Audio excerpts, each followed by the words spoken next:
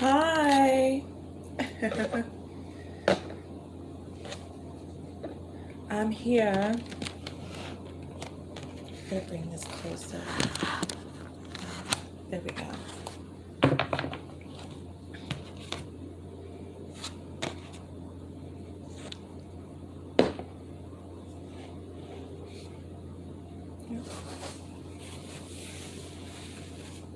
No, why?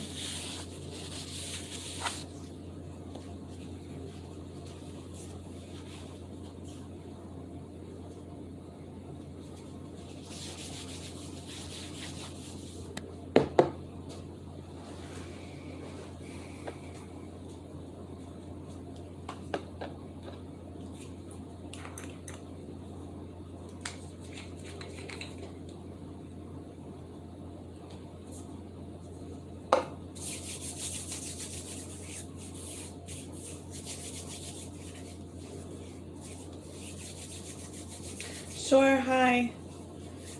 Hi, Sandra. Payment information is under the video. Sure, you can ask a question. But you have to send payment first. And that information is in the video description. Okay.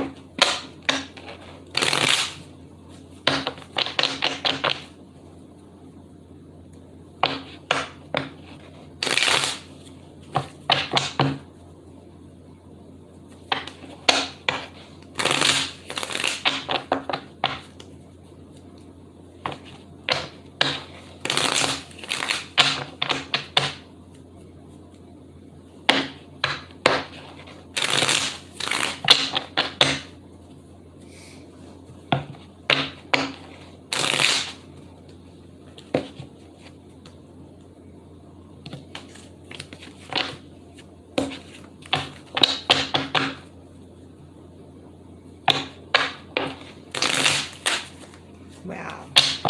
You got major blockage, my friend. Major blockage. Wow.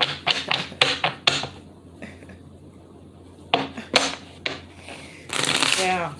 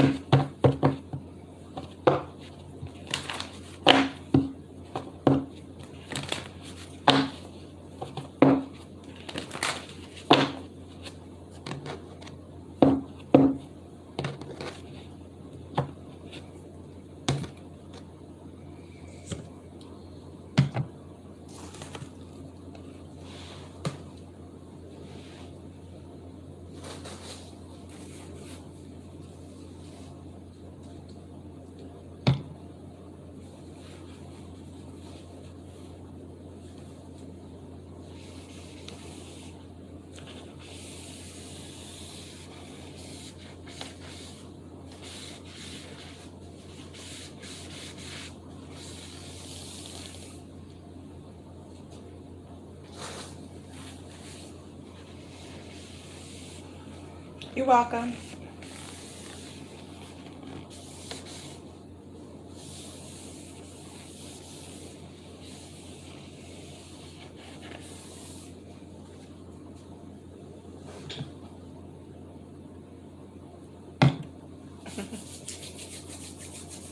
You're welcome, Danny.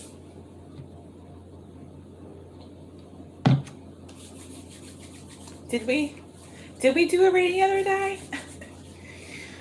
Sometimes, I'm sorry guys, sometimes I forget because I do so many readings. I mean, like, but if I did do your reading, you're welcome, Danny.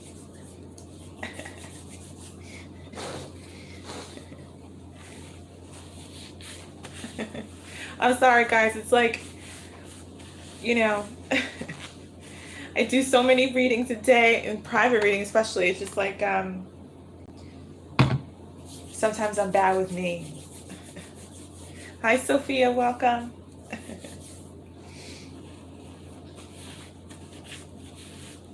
But like, if we did another reading, I'd be like, oh, okay. If I did your reading, I'd be like, oh, okay, now I remember your energy. I remember energy more than names. I remember energy more than names. But, you know, to be honest. So like if I'm pulling your cards, I'm like, oh, I remember now.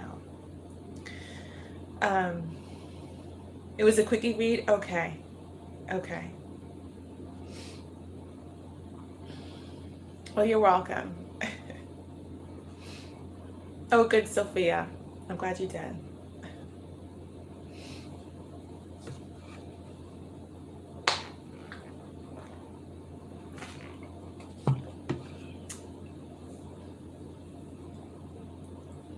Today I moved my space.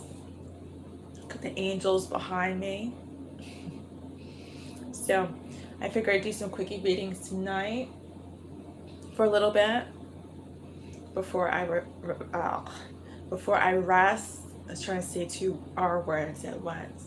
Before I rest and relax. But I feel like doing readings and feeling the spirit. So we'll see.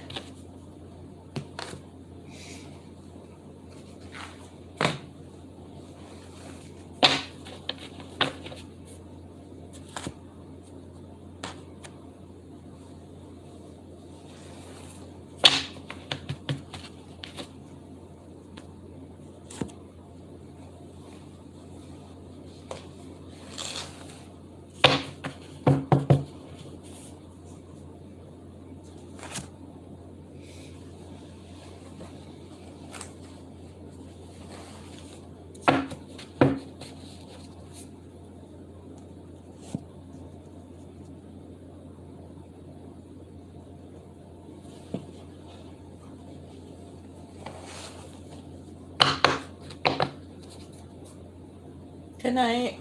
Good night, Danny.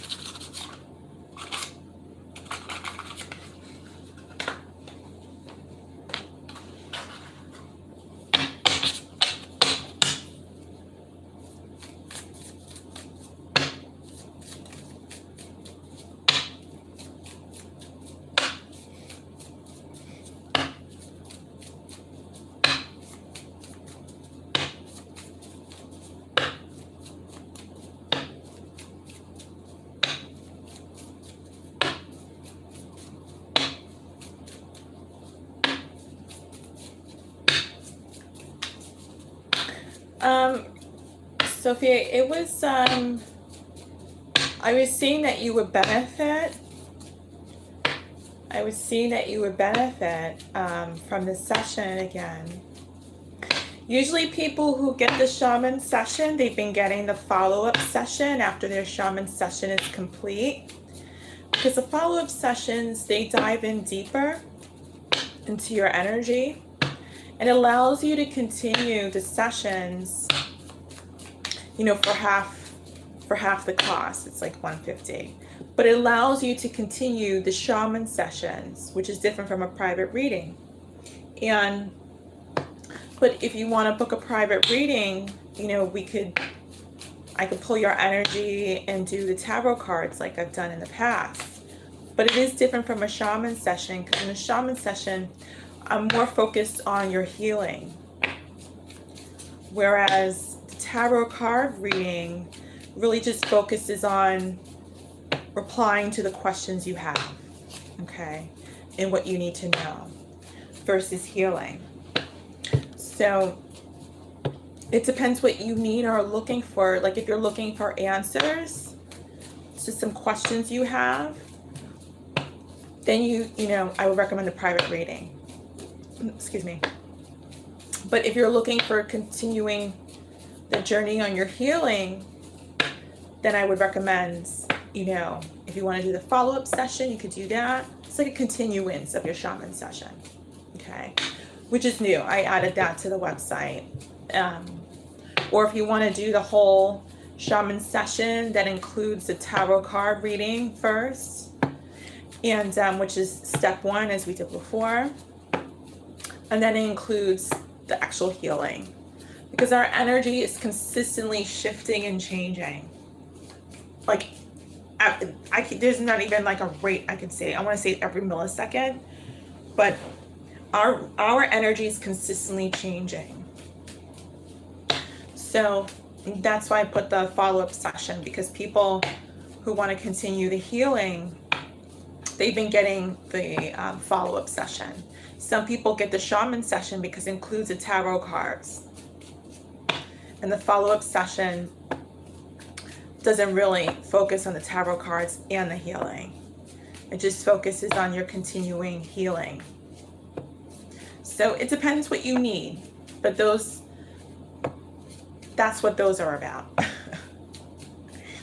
Yeah, it depends on what you need now, because what we need now can differ from what we needed yesterday or last week or 2 years ago. You know what I mean?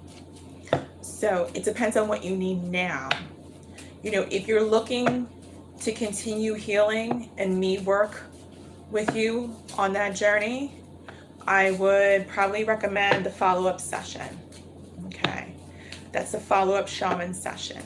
It's following up on your previous shaman session. That's for those who only had the shaman session before, which you had. People who've never had the shaman session have to do a shaman session first, because I have to look into their energy. So, but if you just want some answers to some questions you have, then I would do a private reading. You know, if you want me to do a whole tarot card spread on, you know, on the questions you have, then of course private reading. So I hope that makes sense. I hope that makes sense. I was trying to make it as short as possible. But yeah. Hi guys, welcome everybody. Today I'm in a new space. I was feeling to be in front of my angels. Hey, my picture looks crooked. My picture looks crooked. Why does my picture look crooked? I've got to fix that. I don't like that. I've got like a pretty keen eye when it comes to art. Like if I see something crooked, I'm like,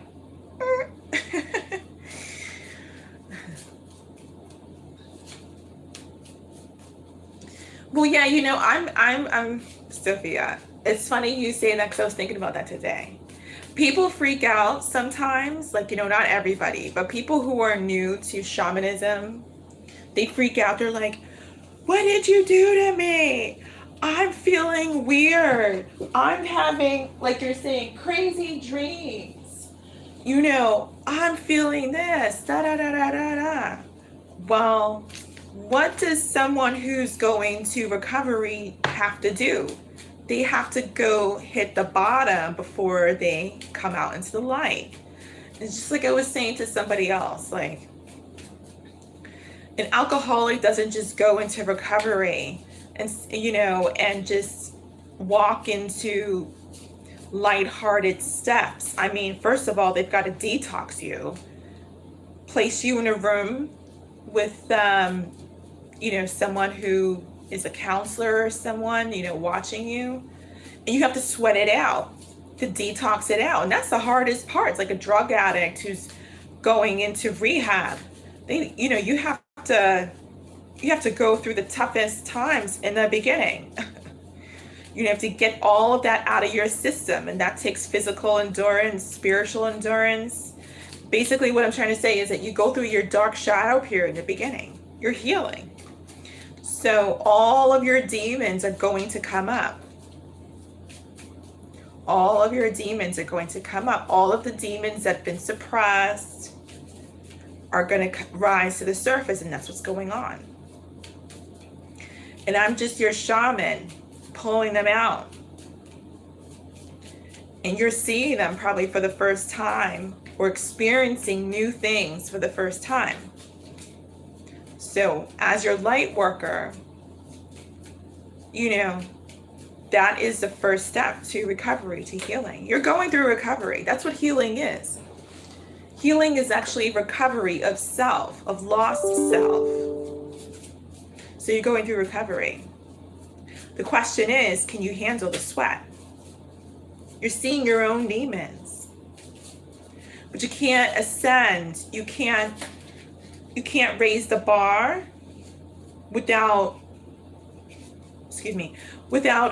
getting through level 1. It's like the Nintendo game. You can't get to level 10 until you finish level 1, and level 1 is always the hardest. Level 1 is always the hardest. In games, I know it's the opposite, but in the spiritual world, in the healing world, in the light worker world, the first step is always the hardest because it's so brand new to you. You've been, and I'm not saying just you, I'm saying everybody that comes to me. You've been suppressing your demons for so long that this is like a shock to your spirit. So I tell everybody this. I said, the higher you ascend, the harder it's going to be. You're going to get tested beyond. The higher you ascend towards the light, the more tests that will come. It's not just easier. Just because you're closer to God than you were in your past life or in the past, whenever it was, doesn't mean life gets easier. It actually gets harder. Do you think it's easy being an angel? Far from it. I get tested like every day,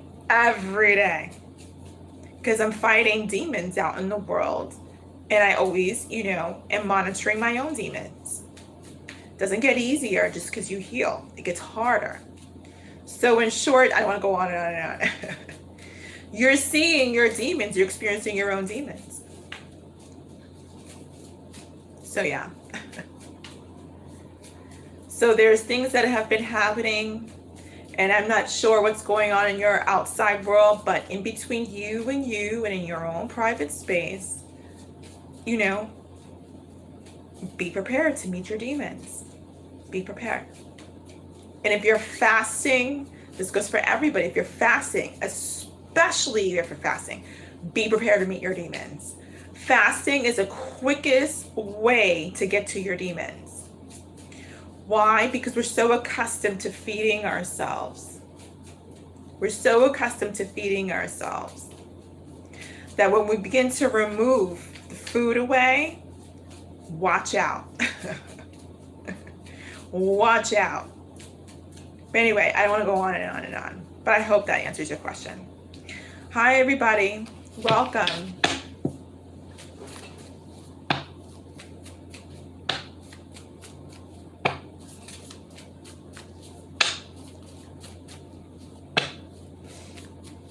That's why I tell everybody who comes to me for healing, I'm like, congratulations.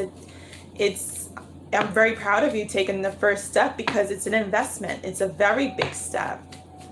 It's easier not to heal than it is to heal. It's easier to suppress ourselves and pretend and act like everything is okay. It's hard to face our own mirror and see what's in front of us and deal with it and acknowledge it and heal from it and feel it and decide what we want to do with it. There are a lot of steps to it all. The question is, can you hang? That's $1 million question. do you want to hang? Some people are like, I don't think I want to do this. Like a drug addict who goes into rehab, they're like, I need to get high. I can't do this. I thought I could do this. I gotta go. I gotta go. I gotta go. I can't do sober. You know, forget this. I gotta go. Where's my next high? It's easier. It's easier to get high than it is to walk away from all of that. Anyway.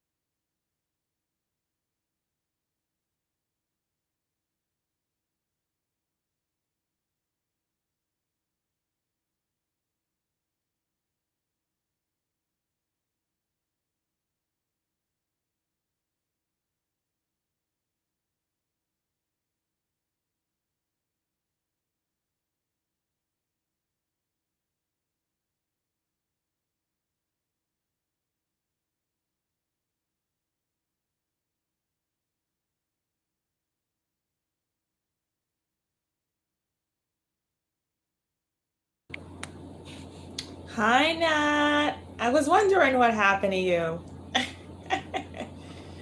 Welcome back. 1 second.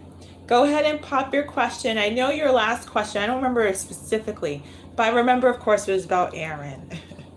But go ahead and pop your question in the reading, please. And let me just...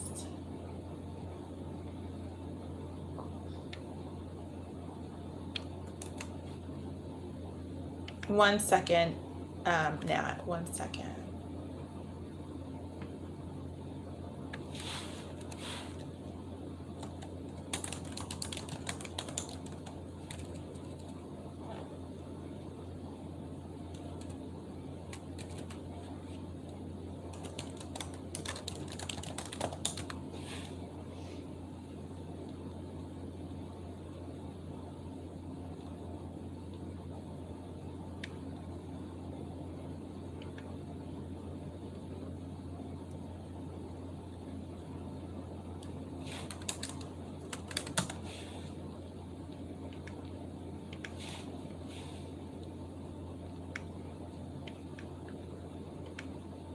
Okay, I just had to post that so nobody's confused.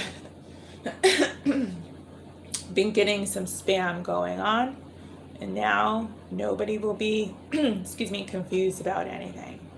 Okay, so just want to make sure. Okay, good, we're good to go.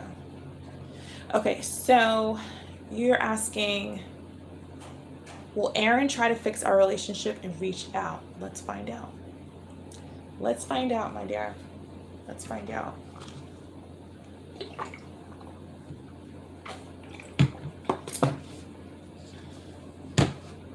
Let me move this actually.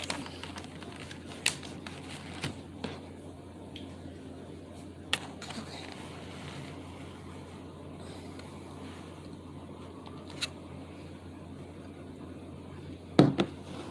Well, yeah, we'll bring that there.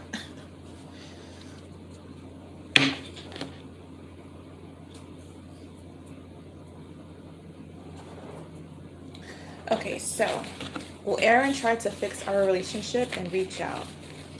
It's giving you guys some flower power. So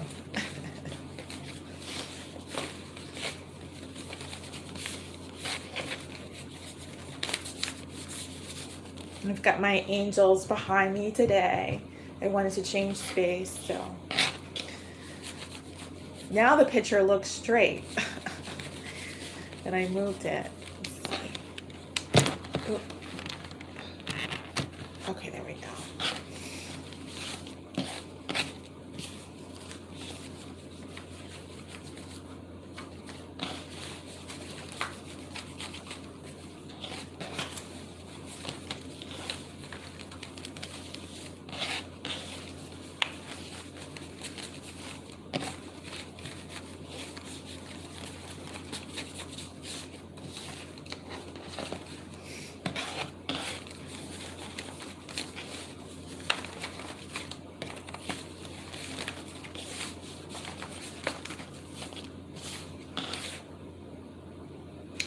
Oh, that's who that song was for. It was for you, Nat.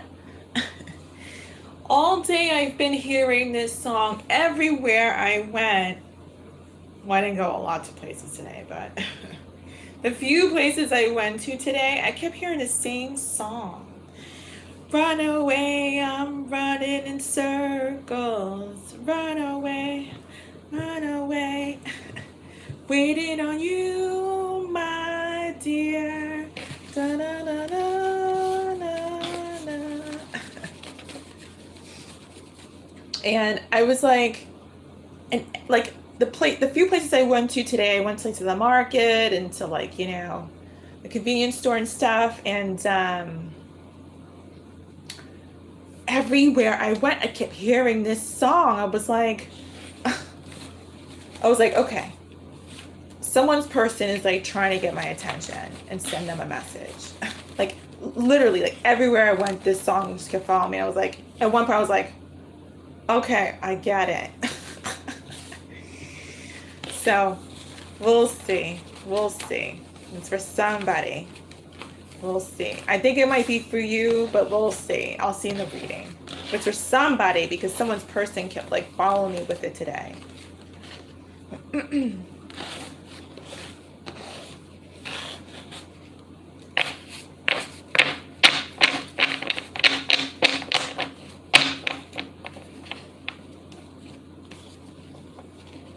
And I'm hearing it now.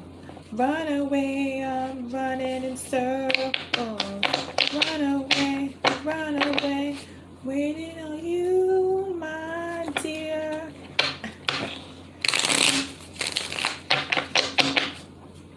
Is it called No More Circles? I don't know what it's even called. I don't even know what it's called.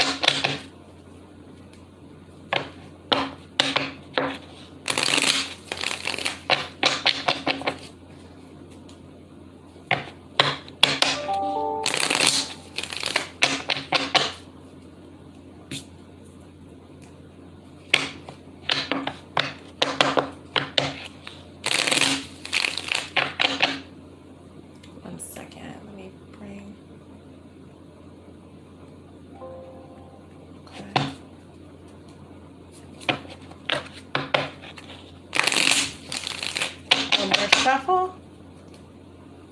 One more shuffle. Actually, they're telling me 3 more. Okay, 3 more shuffles. 1,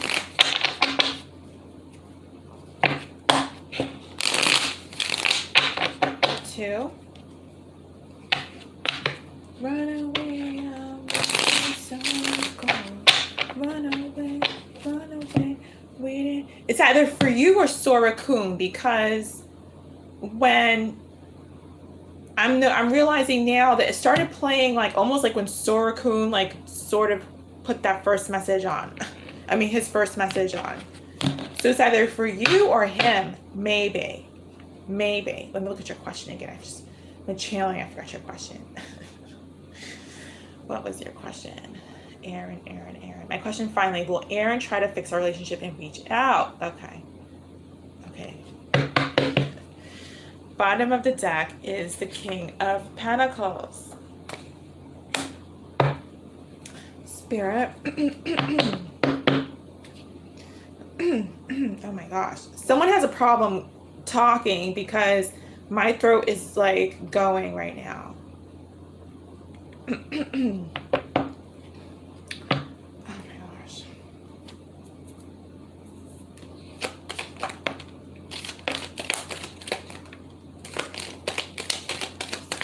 Aaron trying to fix the relationship and reach out. Aaron trying to fix the relationship and reach out.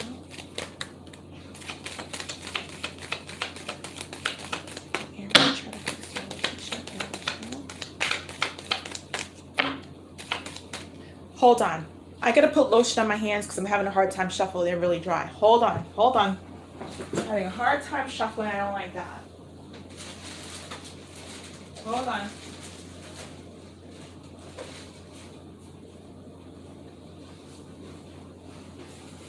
It's like I can't shuffle because my hands are so dry right now. Hold on.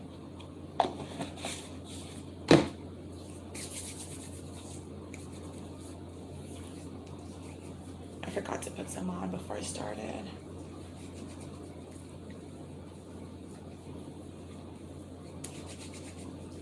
Sorry, just couldn't pick up the cards. My hands are so dry. It's ridiculous.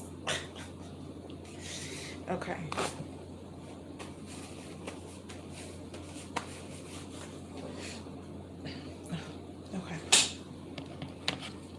I'm back. It's incredibly hard to shuffle. Dry hands. Okay, here we go. Much better. Spirit, will Aaron try to fix the relationship?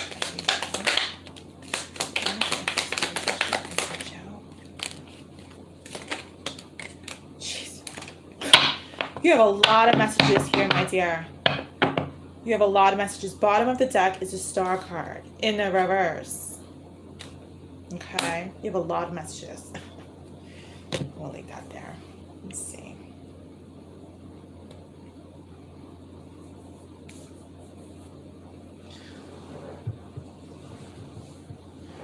Okay. Sorry, Serpent, I don't understand your message there at the pool. That's like prepare my pool the whole time. I don't understand that.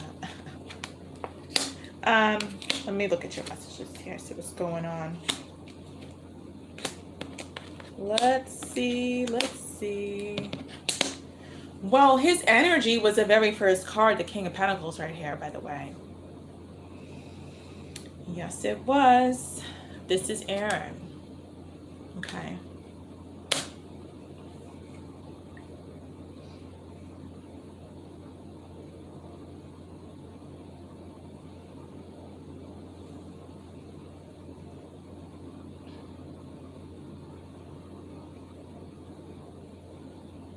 I'm hearing that song.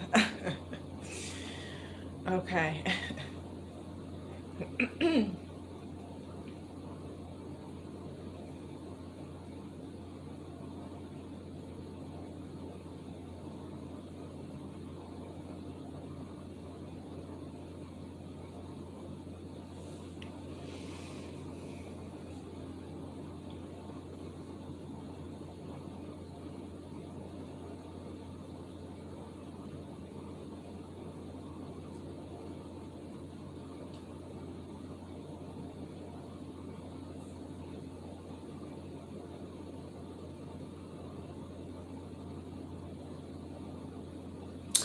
Yeah, I'm just seeing like I'm seeing a lot of your thoughts and hearing a lot of your thoughts.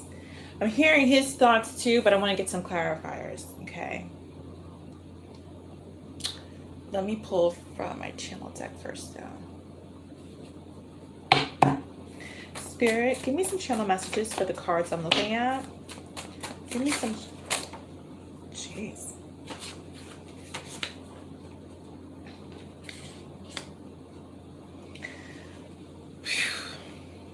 Two messages, Nat. Are you ready? I'll never forget our sex. You were the best. We sent you here because you just weren't getting it. He's showing up as a Page of Wands, which is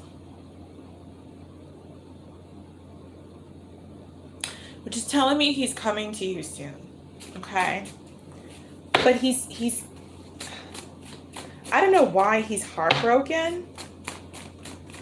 We're gonna find out though. But he's coming to you heartbroken. Oh, I hate when the cards do that. You just like fall all over the floor and he got, hold on. Oh my gosh. Okay. All right. I'm taking only the top cards. You know me, I don't like clusters of cards. She's like dispersed like everywhere on the floor. Gosh, oh, more over here. Okay, I don't like clusters of cards. You know me.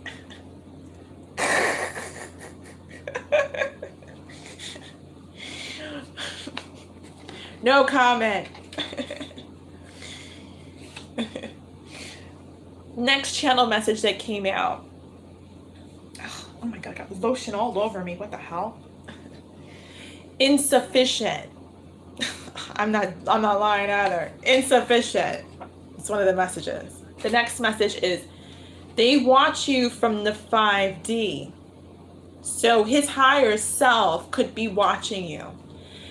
Be careful. They save your pictures to their phone. Now let me ask Spirit why he's heartbroken. Spirit, why is he heartbroken? Why is Aaron heartbroken? Why is Aaron heartbroken? Oh, this is your energy. He's coming to mend your heart, I'm feeling. I was just hearing that and feeling that. But let me clarify. Spirit, give me some messages about the two cards I'm looking at. Give me some messages about the two cards I'm looking at. Give me some messages about the two cards I'm looking at. Ooh. Yep. 8 of Wands just came out on his energy, Nat. Now you can jump up and down in excitement. Yeah, he's going to be reaching out or contacting you soon or coming to you. Actually, both. He's going to be reaching out and he's going to contact you and he's going to want to see you. Okay? So, his 5D self, his 5D self actually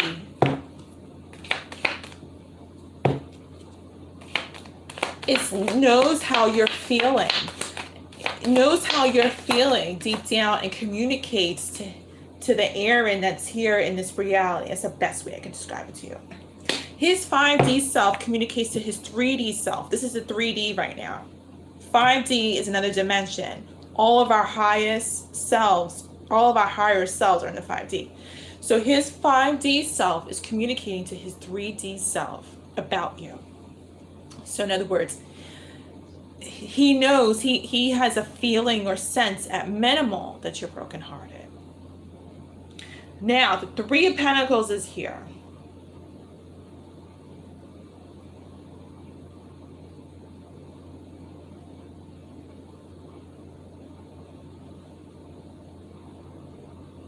He's going to tell, Nat, he's going to tell you why he's been MIA. He's going to tell you why. How did I get lotion all over my desk? He's going to tell you why he's been MIA. Okay. It's a good thing, finally. He's going to tell you. Now, your question, let me look at your question. You wanted to know, and Marie said dumb boys, not men. But your question was, just to make sure I got it, Will Aaron try to fix our relationship and reach out? Well, yes, he will reach out. I feel like he is going to try and fix it because he knows you're brokenhearted. His 5D self is speaking or communicating with his 3D self. Now, what will be the outcome? That's a whole nother spread. That's not popping up here. What's popping up here is your feelings and his feelings and what he's going to do. It doesn't show what you're going to do, actually. It just shows what he's going to do. And what's interesting is that 85% of this reading is your feelings. 15% of this reading is his feelings. And all of the action energy is coming from his side. There's double confirmation that, let me see, was it triple or double? There was double confirmation that he's going to be contacting you because he knows how you're feeling. He's going to be reaching out. Okay. So, look out for him. Okay. If you need more, or actually, let me pull from here. Let me just get some, Calm Club messages for my new deck. Spirit, give me some messages from 5 shuffles. Any messages? 1,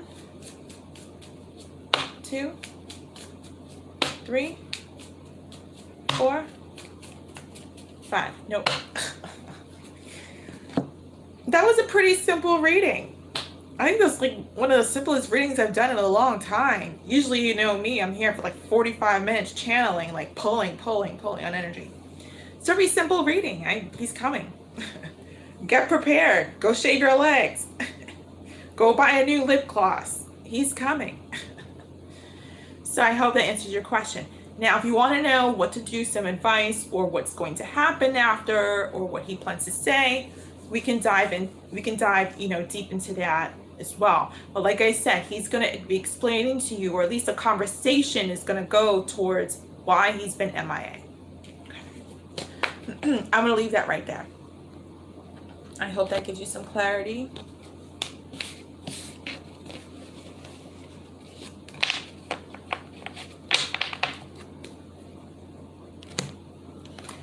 Waiting on you, my dear. Run away. I think this song is for you. Run away. It could be actually for both of you, you and Surakun. I can't see on Surakun because I haven't done a reading on him yet. But I feel like it's for you. It keeps popping up. Waiting on you, my dear. Run away. I'm running in circles. Run away. Run away.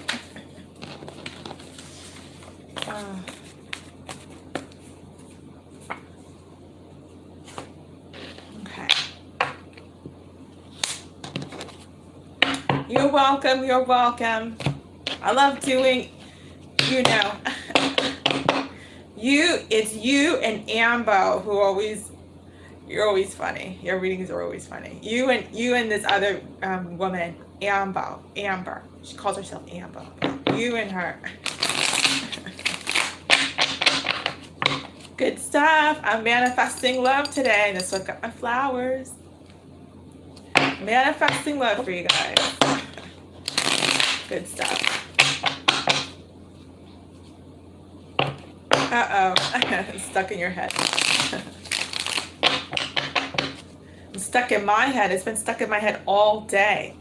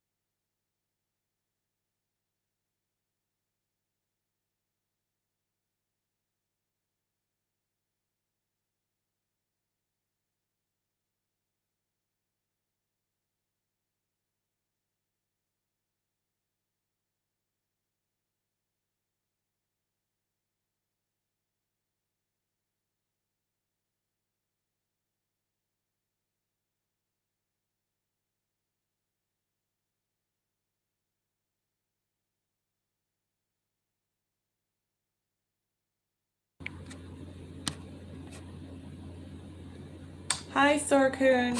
Oh, oh, don't want to drop you. Thank you. I just saw your payment. Let's find out. Let me look at your question again. I know card for Chan last time showed up as the Emperor, and I'm actually trying and wanting him to look at me in that regards. How do I get Chan to look up to me as a good role model or older brother or father figure? Okay, let's find out. Let's find out, my dear. Let's see. I'm gonna shuffle a few times. Ooh, 1 second, it's getting a little cold in here. Hold on. Let me turn up the heat. Why is it cold? Okay. Let's see. I know, I feel that. I feel that. 5 shuffles they're saying. Nice. 5 is all about change. That's 1 shuffle. 2.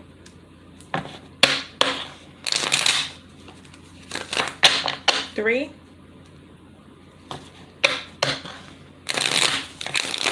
4.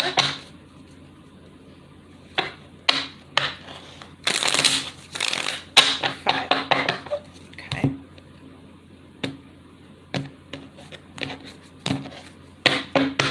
Bottom of the deck. Yeah. You're funny. This is your energy holding back. It's the first card of your spread. Knight of Cups in the reverse. That's you. You're like, no love. Let's see. Spirit, how does Sorkun get China to look up to him? How does... Oh, hold on. Oh my gosh. 6 of Swords. All of your cards want to fall on my floor. Temperance card in the reverse. How does he get? 5 of Swords in the reverse. Any more messages?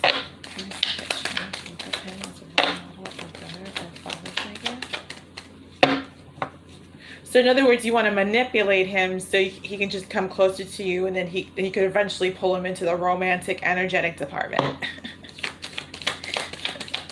Okay.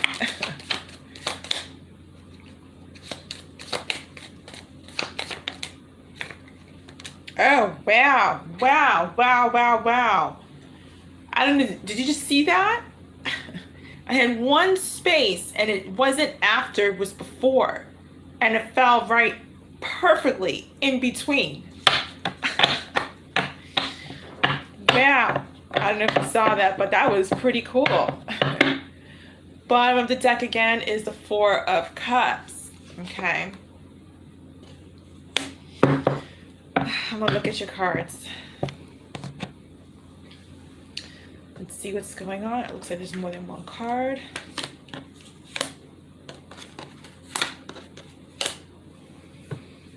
Let's see.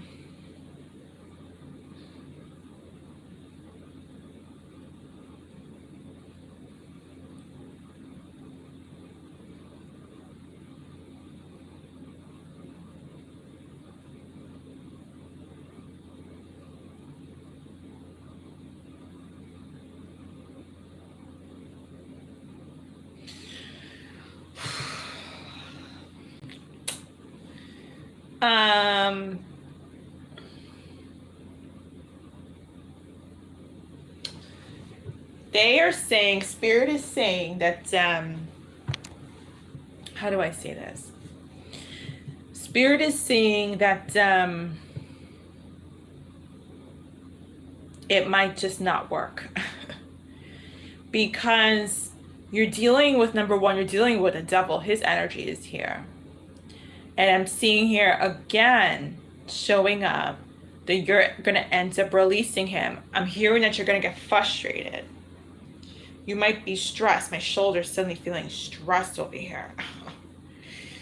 You might end up getting frustrated and stressed, but you're still, it's like you're going to be, this is going to be you. This is going to be your train of thought.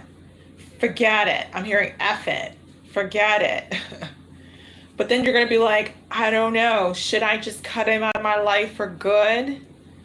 That's what's showing up here at the end. You're dealing with the devil, you know. And what's interesting is that you're dealing with, he's in a literally smack dab in the center of this reading. It's going to be hard to quote unquote manipulate the devil. The devil's got a whole bag of tricks. And it's going to be hard to do that. You're dealing with someone who's in devil energy. They're not about, you know, light right now, or talking, or any sort of healing, or, you know, you're dealing with a devil. You know what I mean? So it's not like, come to Papa. You know, it's like, you're dealing with this, not this. If you were dealing with this, then like, you know, advice would probably pop up in regards to getting him to come to you and talk to you, you know, in that way. But, and then, hi, so thank you, Sophia, for your payment. I saw your payment. You're after Suraku in this reading. Also, too, it's like double whammy, because the Five of Swords is here. Let me see if I can get this. I don't want to drop my phone. The Five of Swords is here. It fell out like this. Oop. It fell out like this from your perspective. It felt like this. This card. I don't want this card here. And it's here. Like, it felt like this just connected to the devil. I don't like that. You're not only dealing with someone who is devil energy, but you're also dealing with someone who has a lot of ego. And not only that, you're dealing with someone who, I'm hearing they don't easily, hearing he doesn't easily get embarrassed. But you're dealing with someone, they're also telling me he has no shame. They're saying he's the only one to blame. I'm not trying to rhyme here, I swear to God. They're saying he likes to play hard to get. Oh, I'm hearing this song. She's playing hard. He's playing hard to get, 'cause she likes me. She likes me. Playing hard to get. I think this was like an 80s song. But yeah, they're channeling that to me right now. Yeah, back to the cards. Five of Swords in reverse. I feel like you're dealing with someone who knows that they're hurting you, and they're like, it's like someone who stuck their foot out and tripped somebody as they were walking, and the person fell flat on their face, and they're just like looking at the person on the ground, like, with like no emotion, just like looking. You know, when they trip them. That's Chandler right now. That's Chan. You know, metaphorically speaking, he didn't trip anybody. I'm just saying metaphorically. But, and it's, you know, you've got the Temperance card here in the verse. I don't like that as well. You know, his energy's not balanced. And then he's got the Five of Swords here. And then like the Devil card right next to all of that. It's like, womp, womp, womp, womp, womp. You know, it's like, and then, as I said, the bottom of the deck for both is you not showing any love, but you wanting to come to him in some way so he can come to you. I'm talking about energetically. Like, you're open to receive is what I'm trying to say. But he's like nonchalant about your energy, like coming forward energetically. You're not coming forward physically. In other words, you're open to receive him. And this is what this is about. But look at this dude's face in the card. That's Chandler. You're the little angel with the cup, the hand extension. This is him. You know what I mean? So it's like 1, 2, 4. It's like four whammies here, you know? I don't know why I keep saying whammies, but I don't know how to describe it. It's like four whammies here, you know. It's like, it's really like you're trying to bring a horse to water and make it drink. And he's like, this, because this is his response. This is his energy. This is his energy, you know. This is his energy. In reality, it's just upside down, but this is his energy. This is what he does in connections. He destroys them. And then he might have like a little bit, it's in the reverse. So he might have like, just, I feel like he's the type who had, like when he gets like remorseful, or he just acknowledges that he's done something wrong, he doesn't come forward and is like, listen, I really want to sit down with you and talk to you because I just want to let you know how deeply sorry I am for what I did. And I know that it hurt you, and I know that it was wrong, and I just want to say that to you so you understand how I feel, and so that you can feel better. And understand that what I did, I'm acknowledging, I'm accepting, and I want to make sure it never happens again, and I'm deeply sorry about that. This guy's conversation, if he felt a little bit of remorse, would be like, hey, pass the French fry. You know, he would never admit it. If he were to, he would be like, you know, about that argument the other day, you know, how you feeling? You know, and if you kind of look like you were bummed out about it, you'd be like, well, he probably would say, well, I thought you'd get over it by now. I mean, I didn't mean everything I said, but, you know, hope you get over it. Hope you feel better. But how you doing anyway? So what's up? You know, something like that. It wouldn't be any acknowledgement, any deep remorse or apology. You know, so to cut this short, this is his energy. This is what you're dealing with. You know, why are you dealing with someone like this who has this energy, who is not responsive with you? That's a whole nother spread. In other words, why is he this way? What's going on in his life that's making him respond to you in this way? That's a whole different spread. But what I'm seeing here is that you're going to get fed up, but you're going to return back. You're going to return to the drawing board again. You're going to be like, do I cut him out of my life? Do I not? You know? That's what I'm seeing. So I'm not seeing, so in short, I'm not seeing him come towards you. I'm not seeing him being receptive to your open arms. That's what I'm trying to say. So I'm not seeing it, you know, and it's almost like he's ignoring you.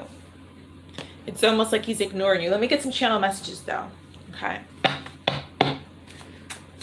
Yeah, let me get some channel messages.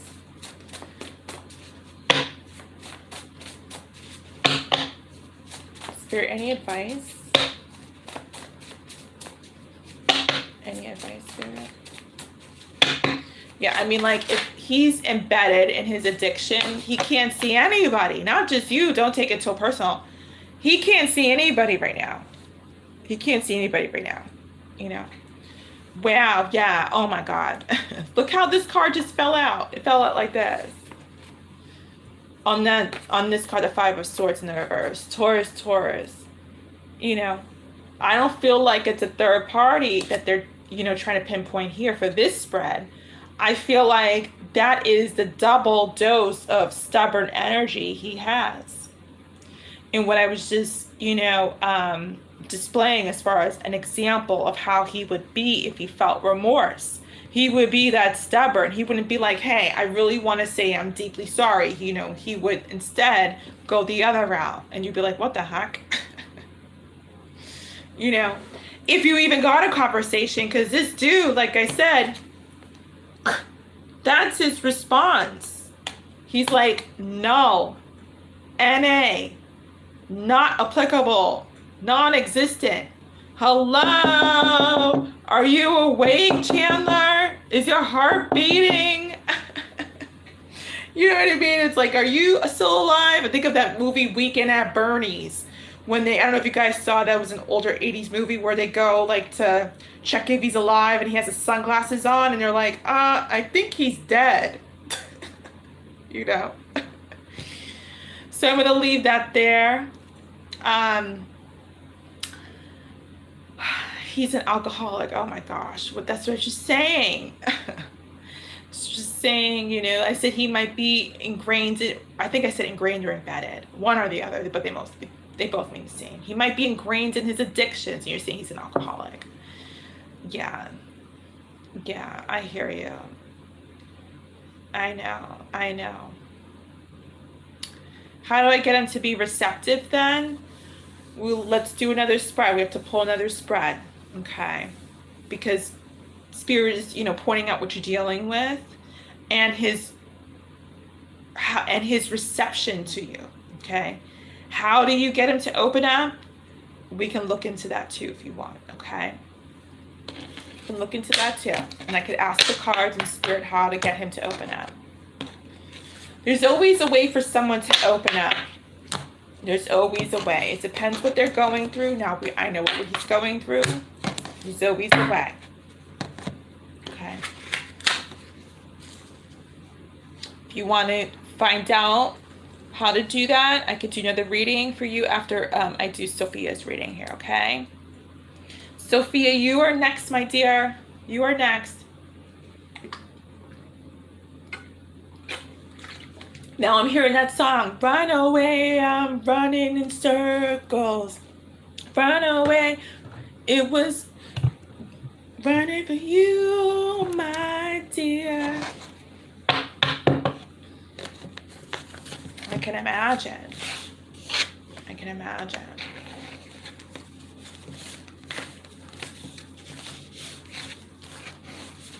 Oh boy.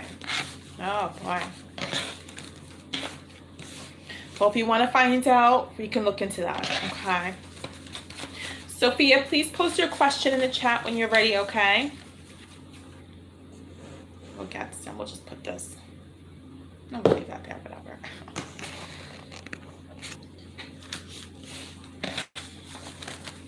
Okay. Okay. Let's go through that. Okay. My question is wanting to know about the energy that is attached to me and building. Okay.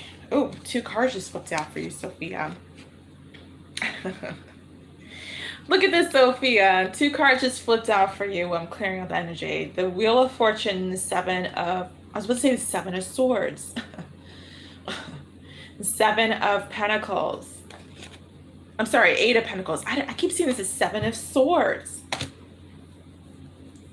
7 of Swords is not a good card. The 7 of Swords is all about deception and cheating. I feel like it's about... Gosh. How can I say this? How can I say this to you? I feel like it's about double energy that needs to... I'm hearing the word soap scum. I'm hearing the word soap scum. But double energy that needs to go. Okay. I'm seeing that when I see a card, when my spiritual eyes see a card, and sometimes that happens in readings, I'll see a different card than what it is. That's the actual message. And it's interesting because that is very much what am I doing? That's very much connected to what you just asked, and very much what I was going to tell you, you know, if you did another reading. But I feel like there's I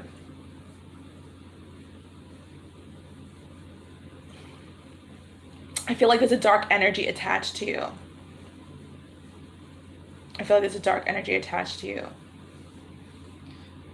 Hold on, someone's like bit me right now. Man.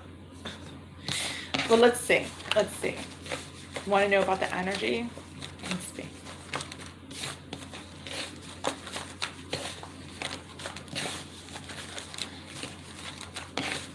Yeah, it's important to really pay attention to our vibrations because there's so much, you know, dark energy in this world.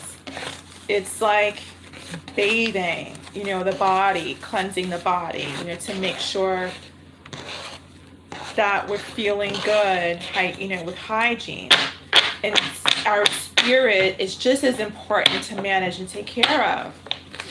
And a lot of people, unfortunately, neglect that, you know, part of themselves, or don't even know, or unaware. Let's get some messages for you, okay? I'm hearing 7 shuffles. 7 shuffles.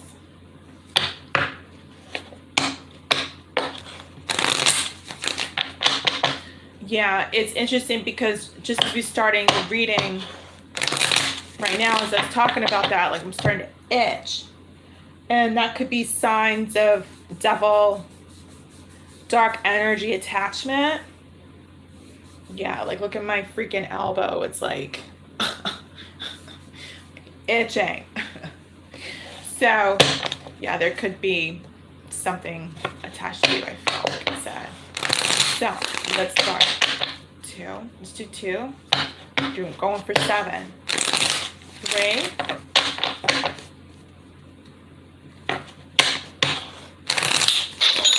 4. Yes, it thinks I'm connecting to that dark energy. 5.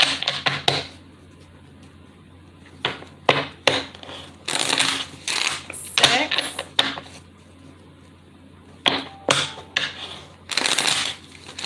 7. Thank you for your payment. Sir Kuhn, I saw it. You're after Sophia. Bottom of the deck is a 7 of Cups. Spirit, tell me more about this dark energy attachment, this energy going on with Sophia. Tell me. Death card in the reverse. This is the future side of my table. Over here is the past. This is the future side. Your rebirth. Spirit's calling for this rebirth, this cleansing out. You ever seen like on the street, like homeless people itching or drug addicts itching, that dark energy attached to them because they don't, you know, care for their spirit? It's a dark attachment. It's like, I want to itch my elbow. There's a dark attachment to you. Gotta get it out. Gotta get it. And that's like one of the signs of dark attachments. Spirit, any more messages? Any more messages? Any more messages, Spirit, about this attachment? And you have to be careful because it can hold you back from your destiny. Let me rephrase. It will hold you back from your destiny. Spirit, any more messages? And you won't even know it's there. Unless someone like me can see it. Because I look at your aura and it all. Okay. Bottom of the deck. Oh my gosh. Bottom of the deck, Sophia. I hope you're sitting down. The Devil card. What did I tell you? And I freaking shuffled. It's a Devil card. Okay. Yeah. I mean, it couldn't be any much clearer. I mean, you've got the Devil card and the Death card in the reverse here. It's gotta go. It's gotta go. The minute you asked me that question, it started making me itch. On my elbow and like by my knee. It started making me itch.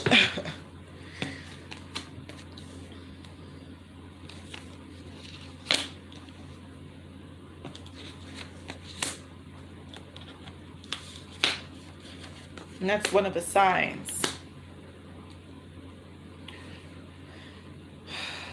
Let me see what's going on here.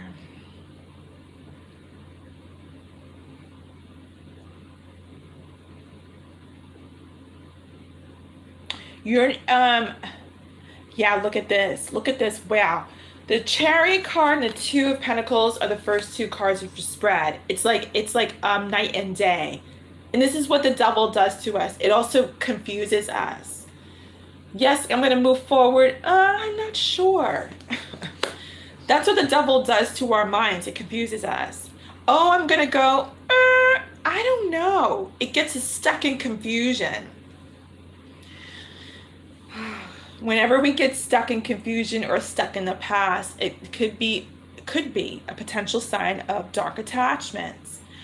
But like I said, I'm going to stand on my word that I feel like there is one that exists, because also, besides that, like I said, you've got the Devil energy and the Death card in the reverse, and right next to the Devil energy, the first card that came out is the 7 of Cups.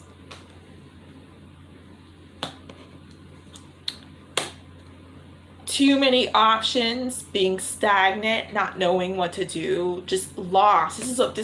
This card is all about being lost. This card's all about being lost. And the devil will take us for a ride. The devil will take us for a ride. It will make us think we want to do this, or we want to do this, or we feel this way, we want to do this, or make up our mind this way. That's the devil taking you on its roller coaster ride, keeping you stuck in the same loop over and over and over and over again. God gives us clarity, gives us a sense of direction, gives us grounded energy, makes us feel hopeful, makes us feel confident in knowing that what we want to do is what is the decision, because it comes from God. It doesn't come from this, where it takes us all over the place, makes us feel exhausted, stuck in stagnancy, you know, not knowing what to do. That's the devil. Wow.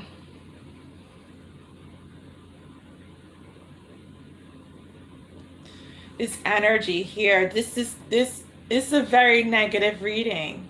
Holding back, not putting in the work, making you feel like this about your life. This is like a past life card, but about your life.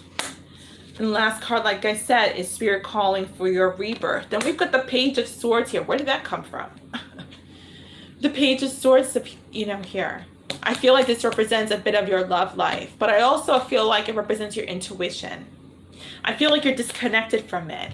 Most readers use a High Priestess as the card for intuition. They all pretty much do that. I don't do that. From what I'm feeling, my intuition is that you're disconnected from yours.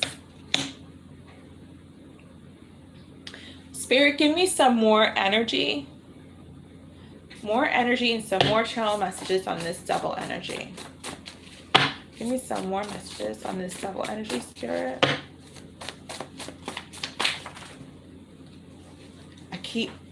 I'm hearing mama. I keep hearing mama. Spirit, give me some messages about this double energy. I'm hearing your mom. Mama. Who likes chocolate cake? That came out before for your reading. I don't feel like it's about chocolate cake. I feel like it's symbolic. It's like tempting you with the sweet things. The sweet things that you would gravitate towards. Oh, the sweet things that you would gravitate towards. The devil always brings about things that he knows that we would love, like a man's attention. You are much bigger. Stop wasting time. I think we discussed this before. That card, that message. You're much bigger than what you allow yourself to be. I think we discussed that before. Spirit, and I feel like that's a devil energy placing you in a confinement of like, I'm only supposed to be doing this for my life, but you're like 10 times bigger than what you think it is, what you think you are. That's what I think. Spirit, any more messages? Yeah. Don't listen to rumors. It could be about anything, but I feel like it's all about Spirit bringing you back, reminding you that your intuition, what you feel is important. And because I said you're disconnected from your intuition. And again, it's all about you getting centered and grounded and listening to your own gut. Doing what you want to do and not doing what other people want you to do or listening to what they've got to talk about in regards to your life. We can work this out. The devil will do that too. The devil will come back after making you feel doubtful about their love for you and come back out of the blue and be like, we can do this. And you'll be like, what? Or might show up in your dreams. taunting you in your dreams, I will remember you always, or they might say that, just to kind of keep you lingering on a string, just to, you know, your thought process, keeping you thinking about them. Any more messages, Spirit? I feel like it's associated with your past love relationships, yes, but I also think it's connected to two other energies. Your mom's energy and her mistakes, her karma, trickling down to you, and your energy. You placed what? Oh my God.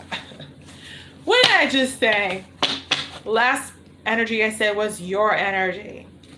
You placed yourself in this. What will you do? Got to clear out your energy, my dear.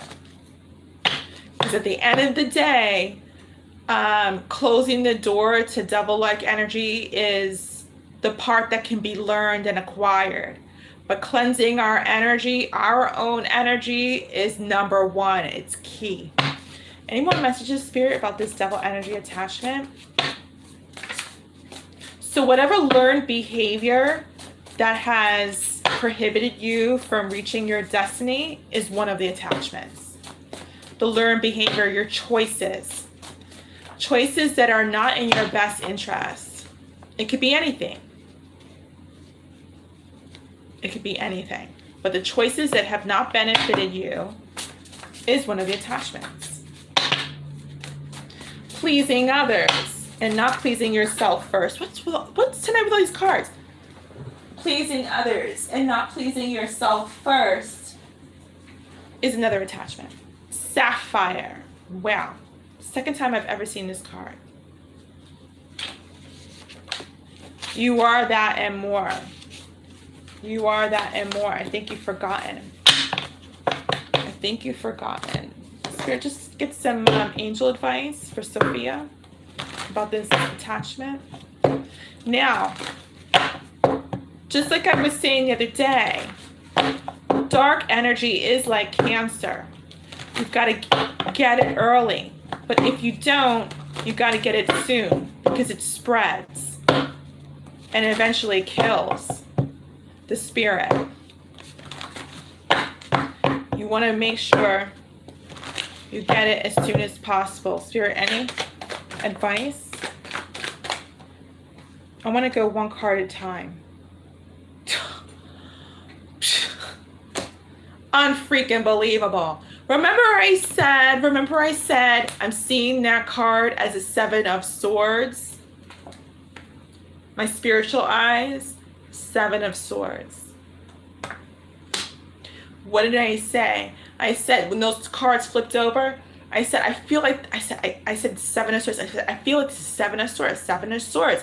And I said I feel like I remember saying most readers would be like, yeah, this is you, someone's cheating on you, whatever. And I'm like, no, it's deeper than that. I feel for you. I feel like you're deceiving yourself in some way. And bam, the 7 of Swords falls on the hole.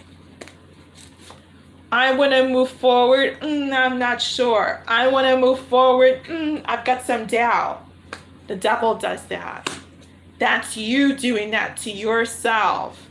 You know, not committing fully to something and sticking with it. It could be a career and committing to it for the next 5 years. It could be a relationship and committing to it for the next 3 months.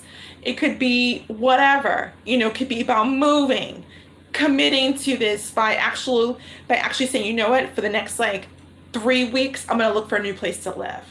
Or, you know what, I need to start budgeting and saving. So every week I'm going to put $50 in my account. Just something. I feel like you're chewing off your own foot. I feel like you're chewing off your own foot. And that is going back to what I'm saying is that one of the dark attachments is you, yourself. I'm hearing you're depleting yourself.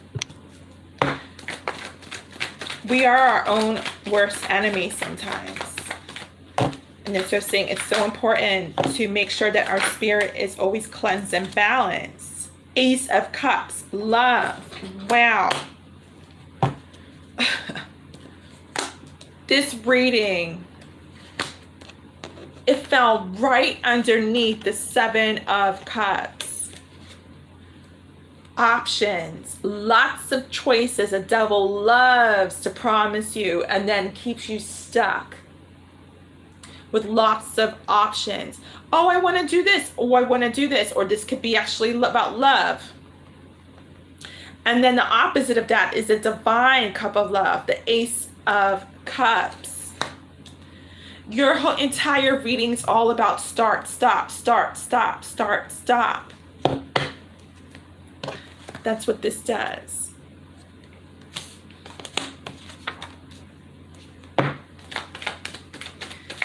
Any more messages, Spirit, or advice?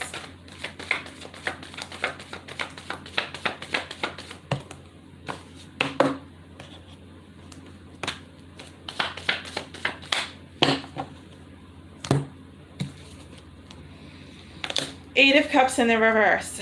The Chariot in the reverse.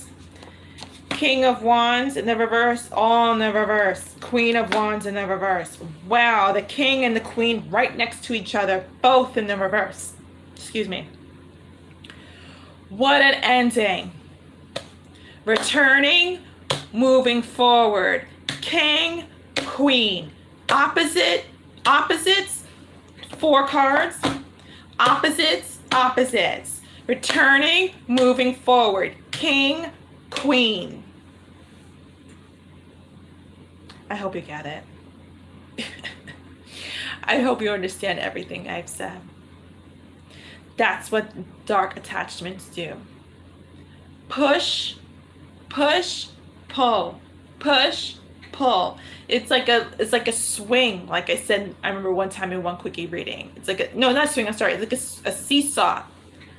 Up, down, up, down, up, down. And unless one person gets off, it's going to continue that way. Because what happens when one person gets off the seesaw? The other one flips. Someone's got to get off in order for it to be released. And you've been in this energy for quite some time. I feel like it's your own energy. It's got to be cleansed. I feel like it stems from your mom's failed love history. And I feel like it stems from your own energy in making choices that don't serve you. Let's get some last Calm Club cards from my new deck, my dear. And it's building. It's not, it's not decreasing. It's building. You've gotta nuke it before it expands. Like I said, it's like cancer. It expands, it spreads. It keeps you more stuck and more lost and more depressed. It doesn't make you feel happier. Like you get up one day and you're like, oh, I want to skip down the road. I feel wonderful. It gets worse. It gets into just like an out of the blue sadness to like depression to I can't get out of bed to life sucks. I don't know what the hell I want to do to I want to kill myself. Got to nuke it before it gets any worse. It could be something a little bit less severe. Like, you know what?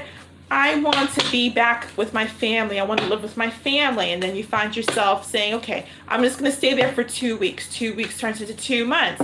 2 months turns into like 8 months. 8 months turns into 5 years. You're like, man, what am I going to do with my life? I thought I was going to find a job and have my own home. And then you find yourself 5 years later wallowing in depression and we've wasted your life. The river. That's your message. Look at this beautiful river here. It's totally divided though. Look at this gorgeous river. It's totally divided though.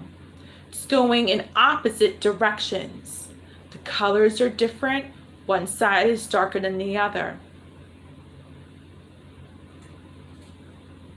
It's totally going in different directions. And it's one river. I'm going to say that again. It's going in totally different directions, but it's one river. I'm going to leave that here. If you have any more questions, Sophia, feel free to ask. And I hope you got your reading. Okay, I hope you got some clarity. Okay. Gotta nuke it before it gets worse and worse and worse. Okay.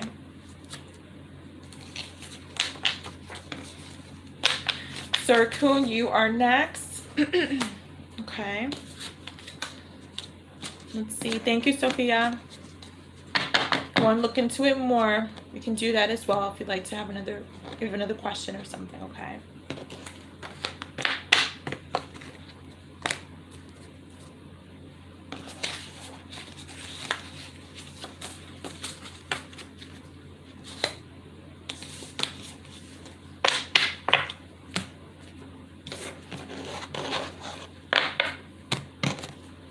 You're welcome. Miss Lovely Sophia.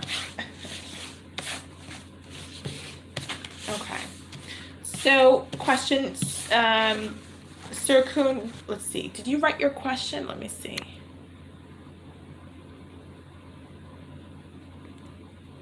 Oh, there goes that song again. I think it's your song. How to get Chandler to be receptive. I think it's your song because it goes, that song, just start again. Just as I said your name, run away, I'm running in circles. Oh, thank you, Sir Kuhn. That's sweet. Thank you. You guys are all awesome. You guys are all awesome. Yeah, I think it is. Because, like, immediately you just started singing that song. Let's see. How to get Chandler to be receptive. Let's see.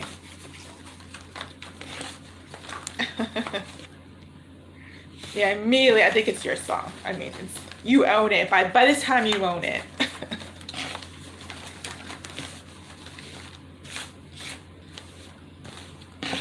So let's see.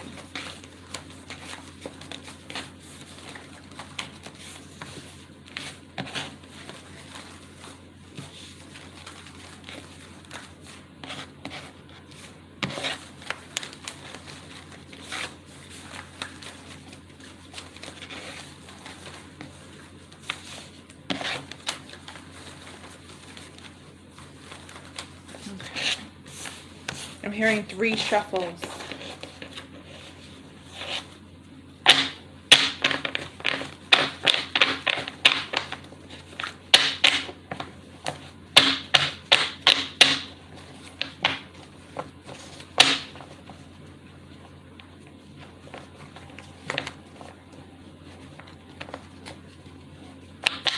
And make sure I have enough.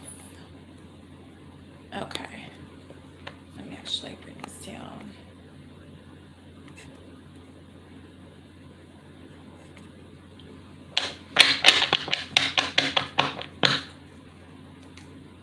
Okay, 3 shuffles. What's the block? What's the block? There goes that card again. That 5 of Swords. So it's the same one in the same position that came up in your last reading, Sir Kuhn. Wow. And then I think the 6 of Swords was in your same reading. I think the 6 of Swords was in your same reading. Wow. So this is the blockage again. And you know what? This was the blockage in your last reading. His ego. His ego is the block. It's coming up again. And it's same card, same position. It's an extreme block. That's for sure. Spirit, give me some messages about how to get Chandler to become more receptive. Okay. Give me some messages.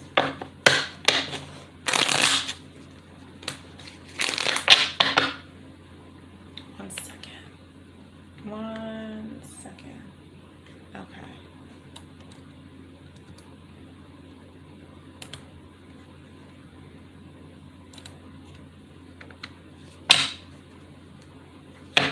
Two more shuffles.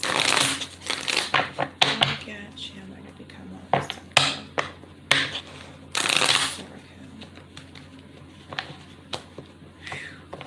What's the block? So much blockage energy. Ah.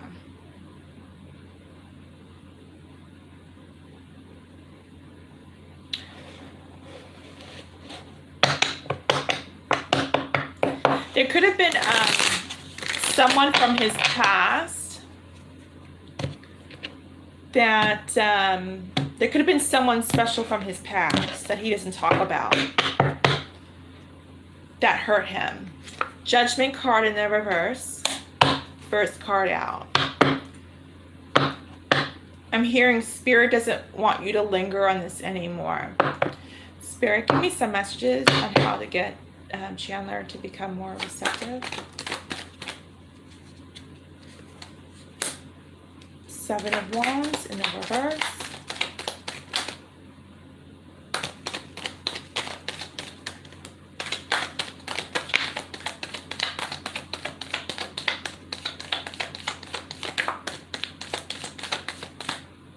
Wow.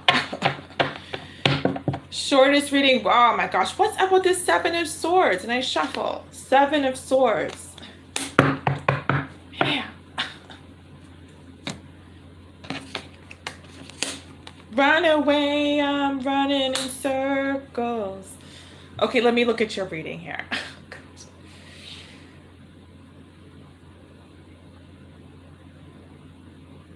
They're saying they don't want you to linger on this anymore because he's a cheater and he's a liar.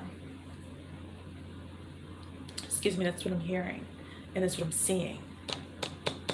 They don't want you to linger on this anymore because, excuse me, because of those two things. Okay, this came out like this. Bottom of the deck, the bottom line is this pretty much. Let me look at your other cards though. One moment.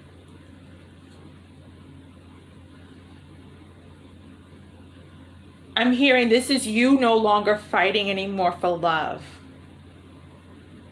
I'm hearing no longer wasting your time on a commitmentless marriage. Maybe you two were married in the past life. You two might have been married in the past life. No wonder why you can't get over him or past him. There goes that card showing up again, but it's in the reverse. I want some more messages on that. Hold on. I want some more messages on this. Spirit, who is this here? Whose energy is this? The 9 of Swords. 9 of Swords. So this is the 9 of Swords. This is the 9 of Pentacles, but I just said the 9 of Swords. The 9 of Swords is all about pain, hurt, deep pain and hurt. And this is the same card I'm connecting. This is the same card I said that somebody from his past could, someone from his past, this could have been a past person who hurt him. He doesn't talk about them. But this is the same card, but it's in the reverse. And I just said 9 of Swords. And 9 of Swords is all about pain and trauma showing up. Spirit wants to talk about this past situation of his, because this is why he is the way he is. I'm hearing he doesn't trust anymore because of it. That's why he is the way he is. Spirit, give me some more details about this 9 of Pentacles in the reverse.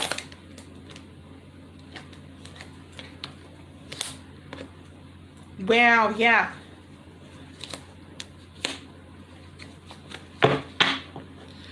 Wow.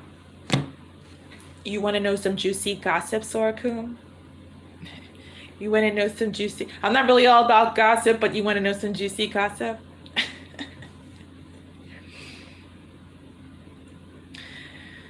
This past person of his played with him. This past person played with him.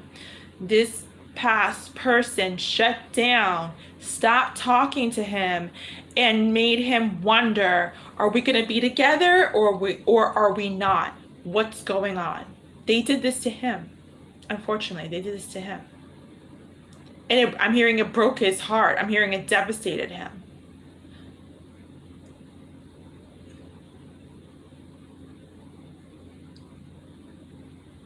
I'm hearing he missed him to the point where he was almost suicidal. I'm hearing he missed him to the point where he was almost suicidal. He doesn't really talk about that a lot to people. That's what I'm hearing.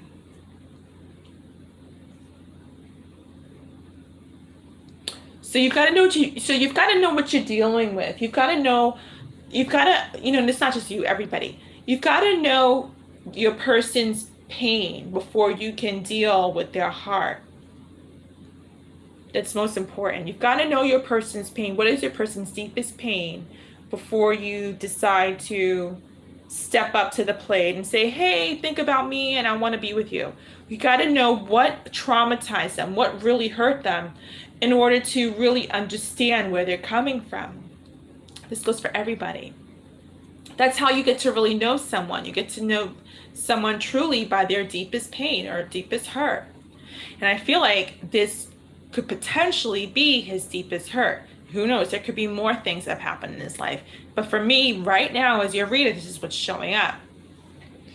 And I feel like this person kind of like did this with commitment in him and made him like a, and like did this by keeping their mouth shut and not giving an answer like, I want to commit, or, this is how I feel. They did that, you do like a treat to a dog, like sit, stay, stand up, and then you never know. The dog never knows when the owner is going to, give them their treat. That's what this person did to Chandler. That's terrible. That's terrible. We treat each other like puppy dogs. Spirit, how can he get, your lifetime partner has blonde hair and blue eyes. That's the first message. How can he get him to be open and receptive?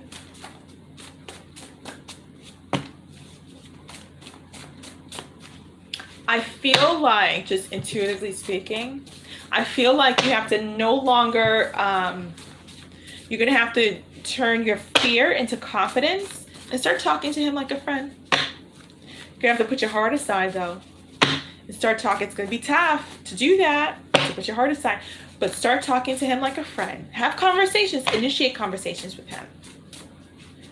Build on the friendship. Forget that he thinks that you're boring or whatever he feels. He's coming over because he doesn't have any other plans. You bring out the best in them and the worst in you. So you might sacrifice yourself. Just some heads up.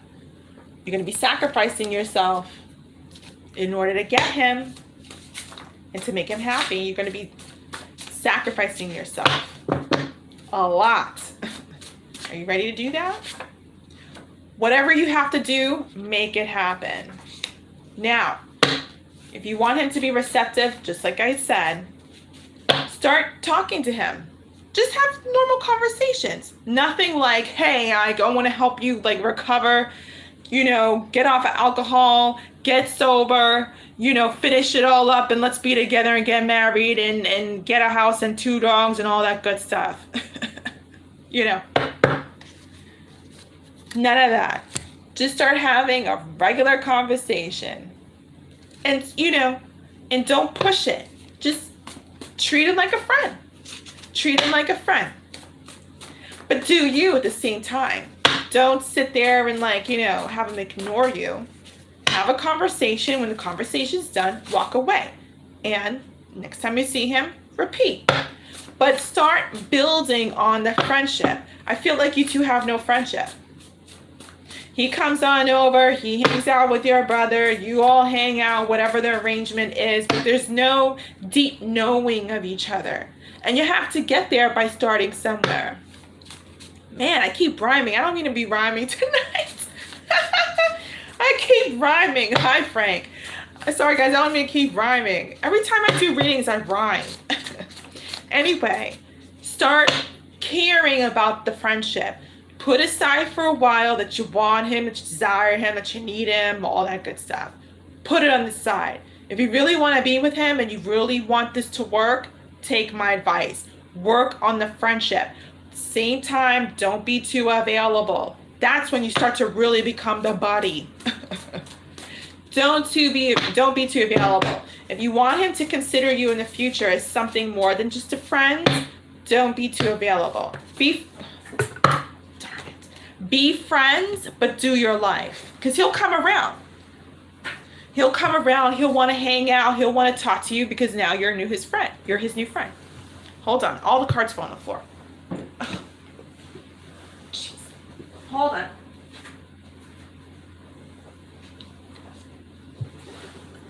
Because you're too attached to him, and you've got to remove some of the attachment. Do your life, but include him as your friend, as your new friend. He's not your friend yet. Treat him as like a new friend, a new acquaintance. Get to know each other. Get to know each other. And make yourself a catch. Make yourself a catch. Be like, hey, I'm gonna go to the mall. I'm gonna go to the mall. I'm gonna go, I need to go get some new gear or something, or I'm gonna go check out this event. Pick out a free event. Hi, Merlinda. I'm gonna go check out an event. You know, if you want to come with, be glad to have you. Cool. Nothing like, hey, I'm going out to this event. I want you to come. No.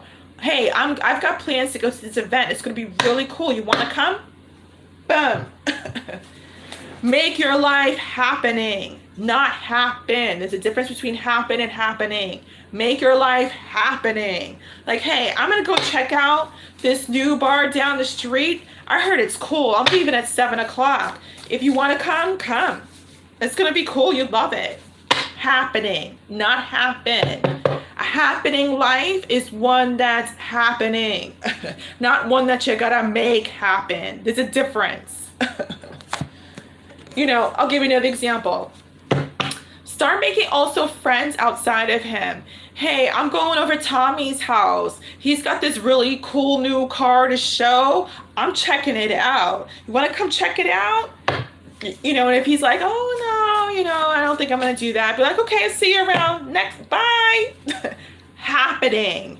Your life is happening with or without him. Not he's gonna make it happen. There's a totally different attraction when someone's life is happening and when someone feels like they've got to make the other person's life happen.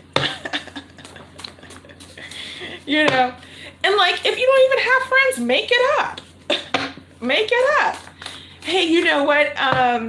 You gotta check this out. My friend Jennifer just sent me this new email, whatever. It's so, you know, whatever. But, you know, hi, E-Dog. Yes, I am. Yes, I am. Start making your life happening and then invite him here and there to it. But make your plans known. Don't ask a question of like him. Don't ask him to join you on potential plans that need him to fill it up.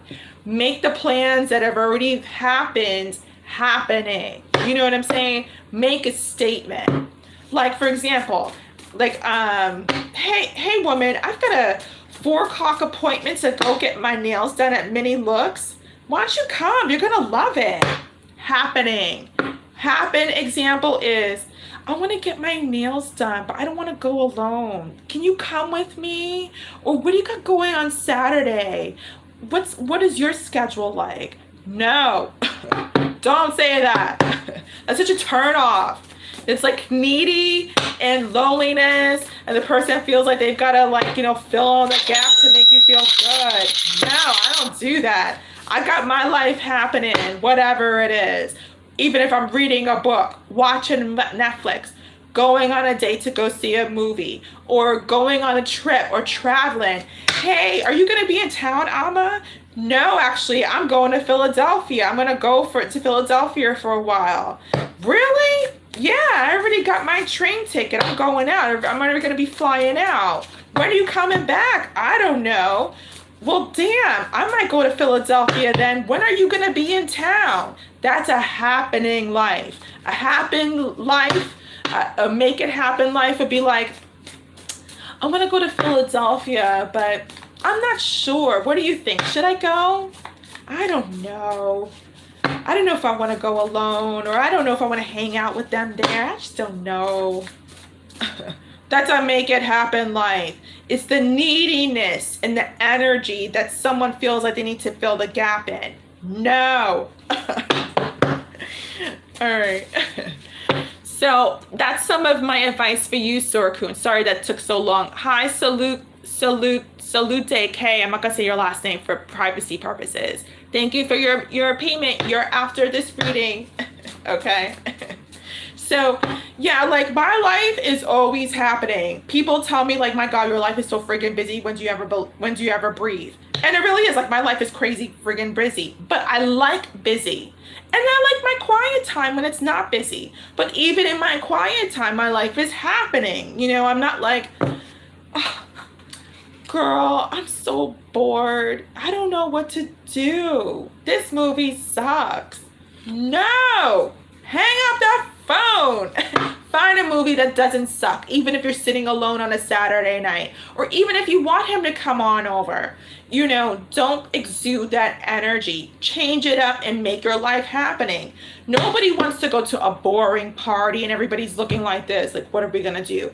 People want to go to a happening party where people are dancing on the floor and talking and having a good time, alcohol or no alcohol, whatever it is. But that's what I'm saying. That's how your life should be. Now, does somebody want to enter your a party where people looking around and sitting there all bored? You don't want your life to be like that. People want to enjoy your company, get to know who you are, have an enjoyable moment or experience.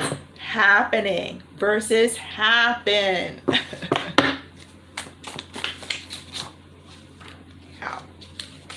Go on a road trip alone. I feel like you should go on a road trip alone. Heck, I did it. I'm in Philadelphia alone right now, and I live in New York City. People are like, where are you? I'm like, I'm in Philadelphia. They're like, wait a minute, don't you live in New York City? And I said, yeah. They said, when did you leave? I said, oh, just like 4 or 5 days ago. They said, wow, we didn't even know that. You're always so busy. I said, yeah, I make my life happening. Go do you good, you know, go take a short trip. Go alone. I want you to start building your confidence. And that takes time. That totally takes time. Make your life happening now. With him, don't go, so what do you want to eat? And he's standing there hanging out with your brother and you're all in the kitchen. So what do you want to eat? No, I want you to say, damn, this spaghetti looks good. I'm going to have some. And then watch him look at you eating the spaghetti and want some too. Not like, I don't know. What do you want to eat? And then letting him lead the whole thing, and you're seen as like secondary or submissive energy. No, take the lead. Take the lead, you know. For example, I'm gonna, you know, if he's like, oh, so what are you up to? Make your life happening, even if it's boring. I'm gonna watch Netflix tonight, and I'm gonna see what's going on this week for like binge flicks. Then walk away. Walk away. That walking away tells him and makes it clear to him that he can stop you and ask you, hey, can I hang out? It doesn't leave him to feel obligated to be like, okay, I guess I'll watch it with you too. No, make your life happening. State what you're going to be doing. If you want to open up the invitation, and then walk away. Invitation or not, walk away. Hey, what are you up to? I'm going to the movie Saturday. I'm going to go see like Willy and Wonka. Whatever, I forget movie, I don't know. Yet starting at 7, it's going to be fabulous. I can't wait. I'm excited. Or, what are you doing Saturday? Oh, I got tickets to go see the opera at the Met in Manhattan. I can't wait. I'm going to go shopping for a new dress. It's supposed to be fabulous. This is my first time at the opera, and I'm going alone. You're going alone? Yeah, I'm going alone. It's going to be amazing. How can I not go? What time does it start? It starts at 7 p.m. I can't wait. Why? Did you want to come or something? Happening. What are you doing? Oh, I'm just, browsing online. I want a pair of new shoes. Really? Yeah. And after that, I think I'm just going to give another 20 minutes and I'm just going to, I'm going to go downstairs and see what Billy's up to. Happening. Simple as he's hanging out with your brother and you're in the other room. And he's not even paying attention to you and you go walk in the same room that they're in. So what are you guys up to? Oh, we're just hanging out, watching TV. Cool. I'll see you guys later. I'm going to go across the street and go hang out with Henry. I'll be back later. If you guys want to come along. If not, I'll see you later. Bye. Happening. Not, I'm going to go over to see what Henry's up to. You guys want to come? You see the energetic difference? Make your life happening. I'm in Philadelphia right now, and people, my friends and co-workers, everybody in New York is like, when the hell did you go to Philadelphia? I'm like, I took a break. I'm here. I'm like, what? Why do I gotta tell you? I do what I want to do. My life, people never know where the hell I am. People never know what I'm doing. My life is always happening. I never really invite anybody in my life. People always asking me, can I come? When are you going to be back? When can I catch you? Happening. Happening. Even on the Walking You Tarot channel here, I think I'm the only reader that does not have a schedule. Now, I don't mean to make it that way, but that's just my natural flow of energy. I'm just like the go with the flow person. I have no schedule for zodiac signs or readings. I post when I feel like I want to do a reading or when spirit pushes me to do a reading. I think I'm the only YouTube reader on the channel that has no schedule. Happening. Happening. I think that's their message, Sir Coon. I think that's actually some really solid advice how to treat someone who needs to understand your magical place in the world. Magical. And once you start doing you, you're actually going to start thinking less of him, and he could potentially start thinking more of you. Because that's what the natural flow of life usually does. At least in my experience. For me, I'll give you an example. Attachment has become much easier as I've gotten older. I'm like, okay, well, if you don't want to be with me, I hope you have a nice life. See ya. And then next. Because there's so many amazing people in this world. Or if there isn't anybody at the time that, I'm destined to be in a relationship with, I'm fabulous and feeling amazing being single. I love my time. Happening. Happening.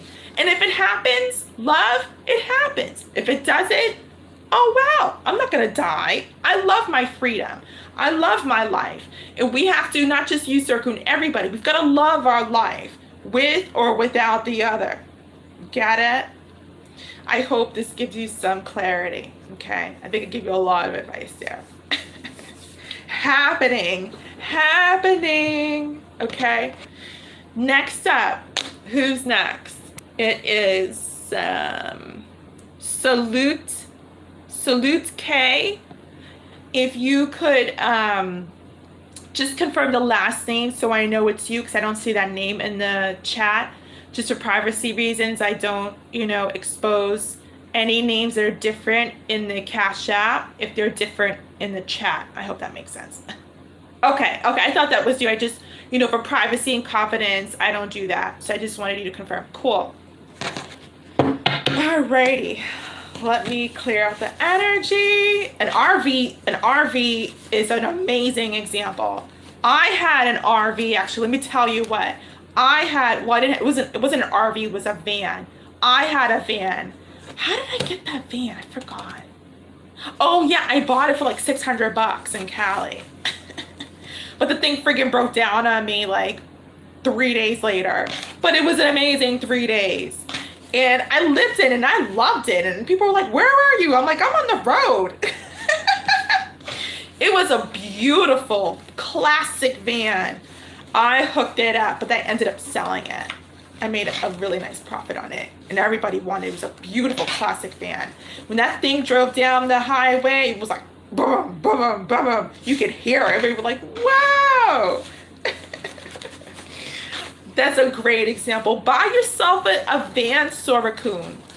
Go on some websites if you got the money. I totally advise that. You want to start building on your freedom. This goes for everybody who feels stuck. Build on your freedom.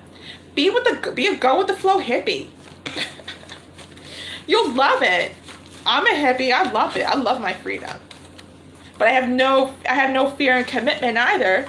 But when I'm not, I love my freedom. I explore myself and keep climbing up and ascending into the balance of freedom. E-Dog, please give me your question, please. You can post it in the chat. You can post it in the chat, okay? Happening. Not MIH. Make it happen. And what's so funny is MIH is like my motto. I always say, make it happen. But you want your life to be happening. It can be something super simple, like I said. All right, E-Dog, I'm ready for you now. Just get some water.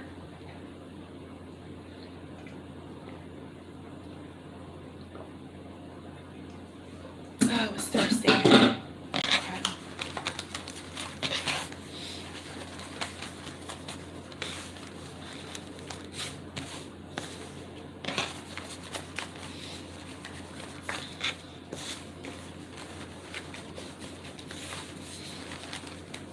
What's next in my relationship with my Aries? Okay. No communication. Can you please share just the first name of this individual? I'm not going to say your person. Like every other reader does, your person. I'm going to say this individual, this human. What's the name of this human? What's the name of this human with 2 legs and 2 arms, hopefully? Hopefully. I don't want to, speak too soon. Some people are missing some limbs. But what's the name of your human? Let me get to that. Why am I getting to that?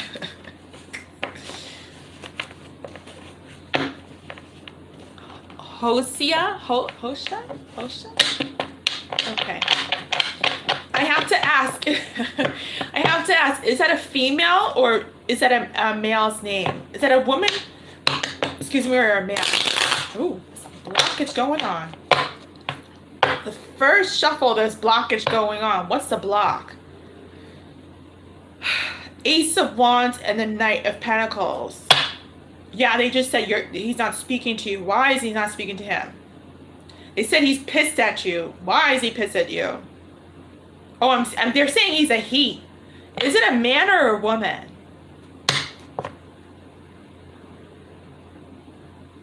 Okay, let's get some shuffles.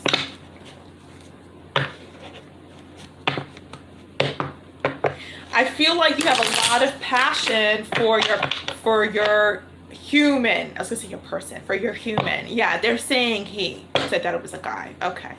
Yeah, you have a lot of passion for I'm gonna say H, because human. You have a lot of passion for him. That's for sure. But he's not talking about commitment or just not getting on the serious bandwagon here. It's not getting on the serious bandwagon here. So let's see what's going on with him. Let's see.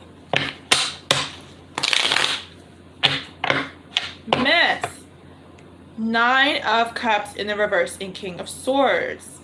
Oh. Yeah, I was kind of, I'm hearing prima donna. I'm hearing prima donna. He could be a little bit...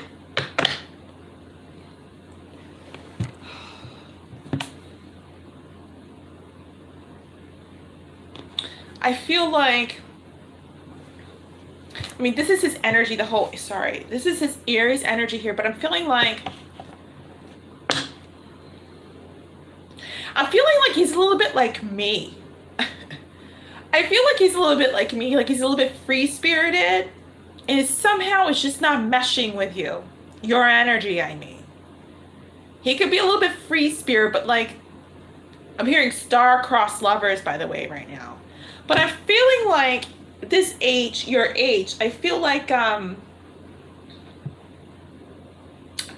okay, so they want me to teach you how to understand him. Okay. He could be a little bit free-spirited, but you might be taking it the wrong way. So you're trying to understand how to understand someone who's free-spirited like me. Well, where do we begin? I'm just joking. Let's get some more messages, because I gotta think of how to explain it to you without going on for like another hour. Let me think.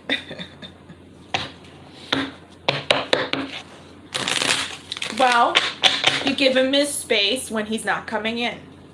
When he's not coming in, you give him his space. That's number one. Okay. Let him have his space. He'll always come around. Okay. There's a lot of blockage here in this screen. I can't even get through the cards. Yeah, because if you do, he will come on in. He will come on in towards you. The Four of Swords and the Fool card. He will come on in. You can let him have his space. You got to let it Aries have his space. But forget Aries, and speaking specifically about your guy. He will come around when he's ready. You don't want him around when he's not, because that's when you two are going to fight. Or just have a battle of the energies. You'll feel it. You don't want him around when he's not ready to come around.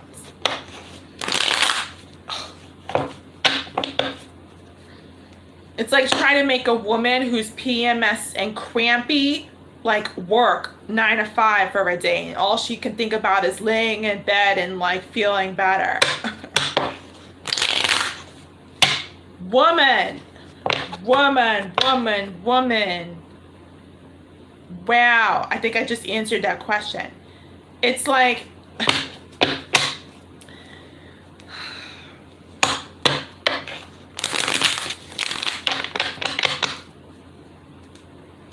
I'm seeing you leave. I'm seeing you. There's a lot of blockage, breakage in this connection. I'm seeing you leave. I'm hearing, you're saying a lot of messages. I'm hearing you drop him like a bad habit. Because he keeps you waiting and waiting. But it's just this whole space thing.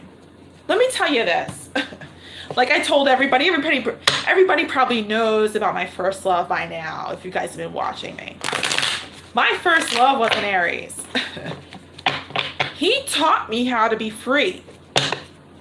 He would go and travel the world while I stayed at home and did me. I kid you not.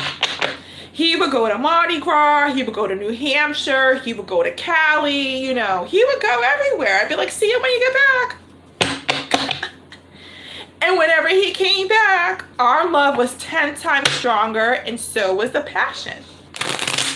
And he ended up asking me to marry him. And when he came back, he would call me from the airport or wherever transportation he was coming on in on. He'd be like, I can't wait to see you. You're gonna be there. You're gonna come. When are you gonna come? You know. I'd be like, okay, I'll see you. And when he came back, when I picked him up and we went home, the bedroom was hot and heavy. But when he left, I'd be like, I love you and I miss you and I'll see you later. Have fun.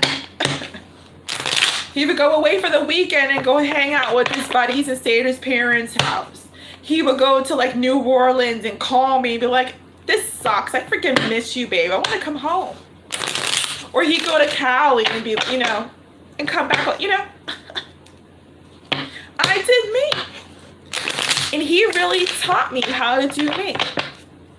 He really taught me how to do me. And he was like, I want you to freaking marry me. he said to me literally, I can't imagine my life with anybody else. Let's get married.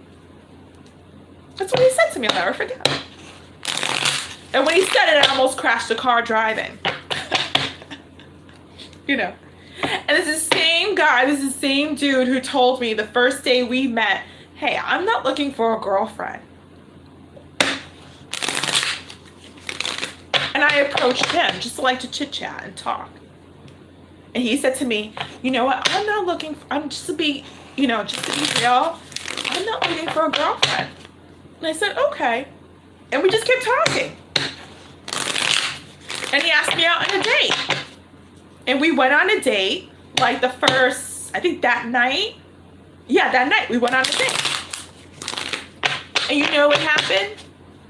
He stood there with flowers waiting for me. Just some simple flowers. And this is the same dude who's not looking for a girlfriend. And I was very casual. I remember my jean jacket and jeans. You know, did my hair and everything. But looked very casual and just, you know, like whatever. Hey, it's good to see you. What's up? Took me on a date. You know, we hung out. Nothing special or deep. You know, not even the movies. We just hung out, walked around the city and stuff. And then we went back to my place, hung out, watched some movies. Nothing big happened. And you know what happened? This dude who's not looking for a girlfriend moved in with me that night. He didn't want to leave. And we ended up living with each other. And he would go travel and come and, you know, and then we traveled. I ended up leaving the city. He was just like, let's go to Cali. Let's leave. He goes, you want to come? Let's go. I said, yeah, why not? Let's go. And I left my home. I called my landlord. I said, hey, by the way, I'm dropping my lease. I'm moving. I was just living outside of Boston. I said, I'm moving. In a beautiful house. I was working, you know, full time as a waitress. This was when I was young. Well, I still am, but you know. But you know, when I was younger, I had my own house. I was renting my first house at 19, 20 years old. Full-time job. I was doing me. All I wanted to do was earn this, and I was earning it. I had a gorgeous home. No furniture just yet, but I was working on it. But the bedroom was definitely furnished, but not the living room. You know, but he moved in. And we were together for a year and a half, and he popped the question. I can't imagine my life with anybody else. Let's get married, babe. I love you. Let's get married. What? While driving, I kid you not, on the freaking highway. He just looked at me. I'll never forget. Because I love you. I can't imagine my life with anybody else. Will you marry me? Let's get married.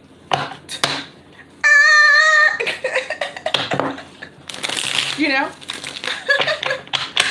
And this is, like, again, this is the same dude who was like, I'm not looking for a girlfriend. This is the same dude there standing with flowers. The same dude who moving in the same night. The same dude who's like, babe, I can't wait to see you. I miss you. I can't wait to make love. I miss you so much. I love you. What the hell am I doing here? I want to be home with you.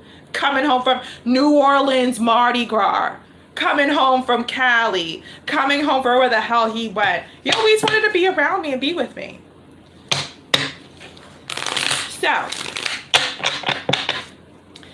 So, just some, you know, a little bit of history there. You just got to give him this space, but you got to be patient. But most importantly, you're thinking in your life right now during the patient moments about him. You got to stop thinking about him. You got to do you. No matter how bad it hurts, you got to do you. He'll come around, but you got to do you. Because he doesn't like needy. He doesn't. And right now, your energy is like frantic. What's going to happen? Should I leave? What is he thinking? Is he going to make amends? He's done this before. What's going to make him change? No. You got to stop that mental thought. Get busy. You want to know how to fix it? Get busy. Your energy will naturally start withdrawing from his. And the natural gravitation of life is that when you pull, what happens? Push. Bottom of the deck. No more narcissist, King of Swords. Now he is push because you are Pull. King of Swords in the reverse. Give me some more messages, Spirit. I'm telling you, just got to be casual and free. Do what you want to do. Get him off your mind. He'll come on in.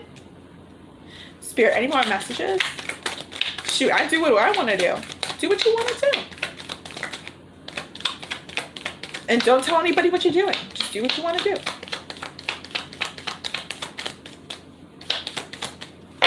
Well, 2 cards.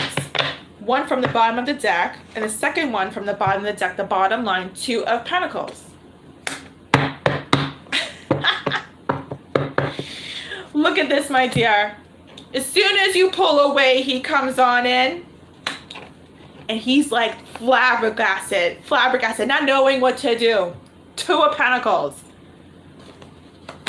2 of Pentacles, not knowing what to do. Let me look at your other cards.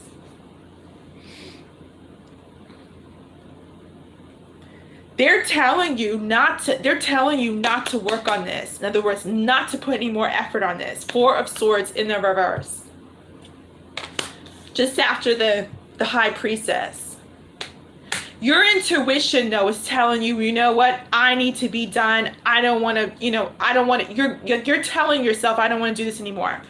But if you don't want him anymore, then go do that. But if you do still want him, which I clearly think you do, and see that you do, then that's not what you want to do. You don't want to walk away. Okay. You don't want to walk away. Follow my advice. Trust me. Follow my advice. Okay. 1 second, my dear. 1 second. Okay, thank you, Isabella. I saw your payment. You are after this reading, my dear. Okay. Follow my advice, dear. Follow my... And let me tell you something.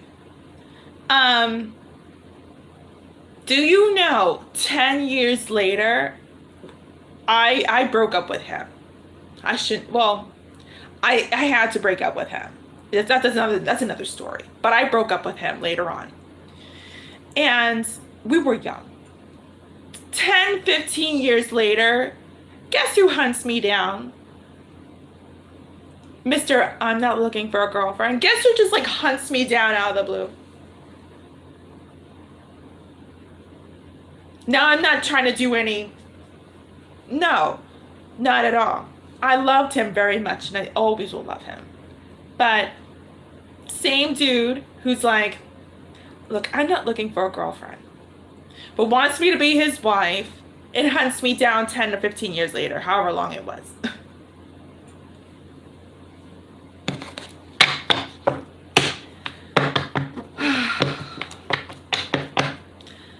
Now, I'm going to put that here. Let's get some angel advice. Let's get some angel advice for you, okay? I don't know who Isabella is. I don't see an Isabella, but Isabella, you're after this reading. I don't know what you mean. That's Aggie. Aggie? I don't know. It's going to be too late. But yeah, do you. I'm telling you right now. It's just the natural law of the universe, people. You cannot fight the natural law of the universe. When you pull away, push happens. Push happens. What happens with astronauts in space? Because of the gravity differentiation, they cannot stay grounded. They're always floating in space. But here on Earth, we're grounded because the gravity is different. It's a different gravitation. You have to go with the natural flow of energy and space. And when you do, everything else follows with it. So in other words, when you pull, it's a push. When you yin, it's a yang. When you are the black, it's the white, different shades. It's a natural flow of the universe. We're constantly trying to pull and get them to pull. We're constantly trying to push and get them to push. It doesn't work that way.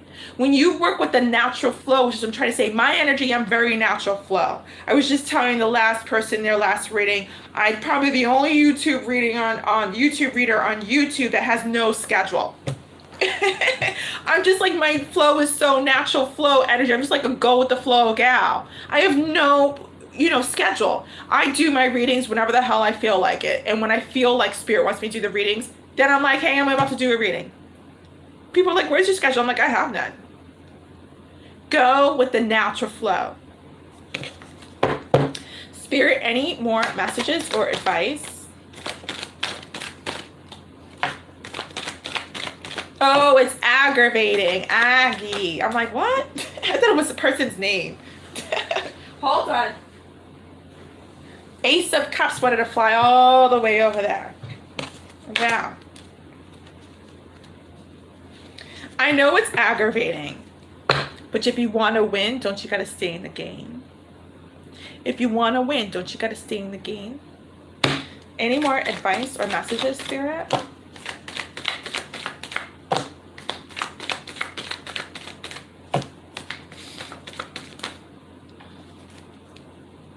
Wow, look at all those cards. There's so many messages. You have a lot of advice here from Spirit.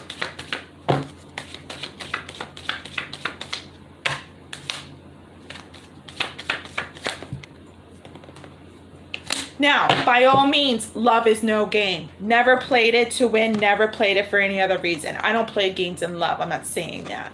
But if you want this guy, stick around for a little bit more. I know it's aggravating, but if you do you, it won't even feel you won't feel an inch of sorrow if you're doing you. Because a natural gravitation will happen. But right now, you're so soaked up in him and super emoji like that he's feeling your energy and is manipulating the situation. And probably running off scared. Men feel energy, don't get them wrong. They feel energy. They're not dumb and blind. They feel it from afar. You could be in Zimbabwe and he could be in England. He'll still feel your energy. Love you, men. I love all you men. You're beautiful and wonderful. I love my men. I love men. Oh, I should rephrase it. I'm not saying I love my men because I don't have a lot of men. I'm saying I love men. No, I don't have a lot of men. I just said I love my men. No, I love men. Anyway, let me get back to your rating. Oh my gosh. I'm tripping up all over tonight with my language. You're like, oh my God, how many men do you have? All right, no, I love men. All right, my dear. Nine of Cups, Knight of Pentacles in the reverse, Queen of Swords, Six of Pentacles, Eight of Pentacles in the reverse, Four of Swords in the reverse, Chariot card, the Seven of Swords, Chariot in the reverse, Seven of Swords, and the Ten of Pentacles in the reverse. My gosh.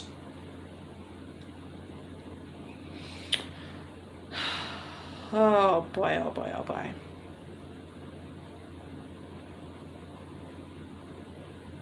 Same. Wow. Double confirmation from before. I saw this card grouping before.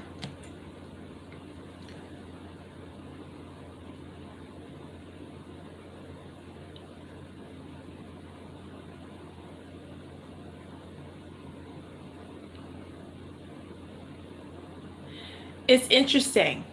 It is interesting.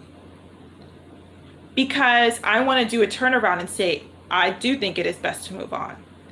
The only reason I'm saying that is because the freaking Seven of Swords is here and I don't like that. But before I double confirm and tell you yes, I want to pull another card on that because I don't like that here.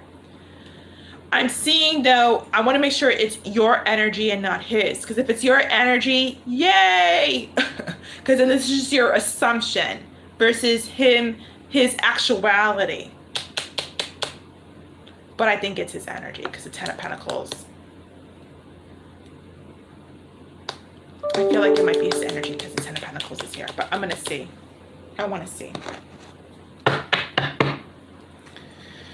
Oh, Spirit, whose energy is this? The Seven of Swords. I see everything else, but here this is popping up screaming to me. Who's the Seven of energy?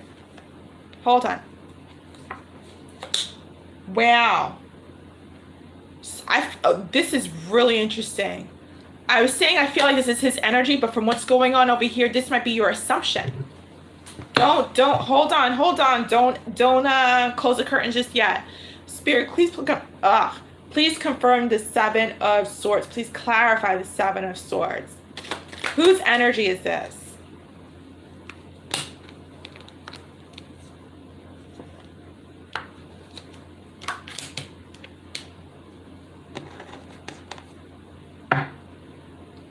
like it's your energy. Whose energy is this, Spirit? Is this hers or H?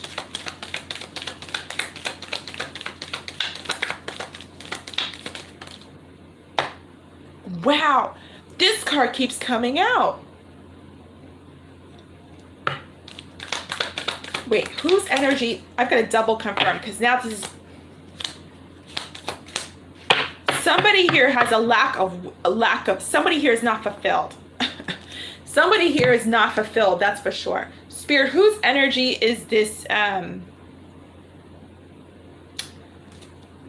are two sides I need to clarify because this is getting a little bit rambunctious. It's the best word to say it. Whose energy is this at the cards I'm looking at over here? Whose energy is this over here?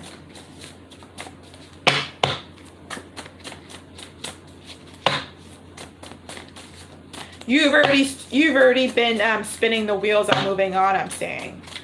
It's like you're not even like, you know, you're already in your reading here, I'm saying. It's like, damn. You're like, you've already been like, I'm outie, peace. Hold on. In your reading, that's what it's showing up like. But I want to get some clarification on something. It's bugging me. When something is bugging me, that means that the person is hiding something, negative or positive. I've got to yank it out. Hold on. Spirit, whose energy is this? Whose energy is this? The cards I'm looking at. Whose energy is this?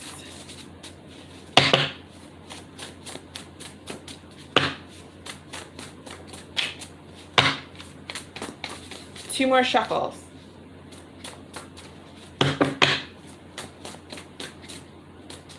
One more. Wow. Spirit, whose energy is this? We're going to find out. Who's? There we go. Who is Keisha? It's a card. So,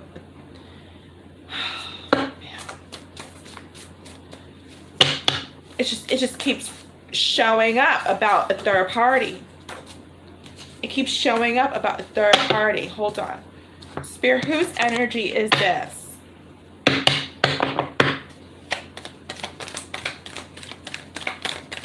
Whose energy is this? Who is Michaela? I'm hearing the name Michaela. Somebody's name is Michaela. Oh, wow. So this guy, hold on. Whose energy is this here? The two cards I'm looking at here. Whose energy is this here?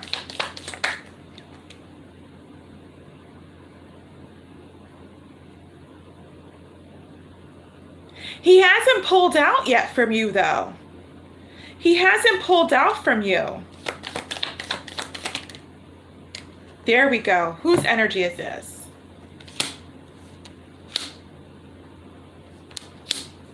Oh, actually it goes this way because it came out in that order.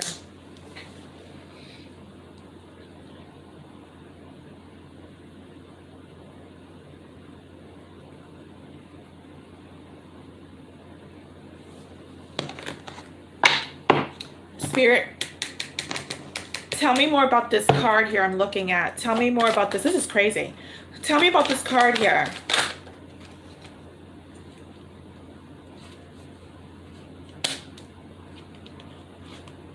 Someone's a Cancer. Someone's got to be a Cancer or water sign, Scorpio, Pisces. This Cancer energy keeps popping up. Somebody's very sensitive. 5 of Wands in the reverse here.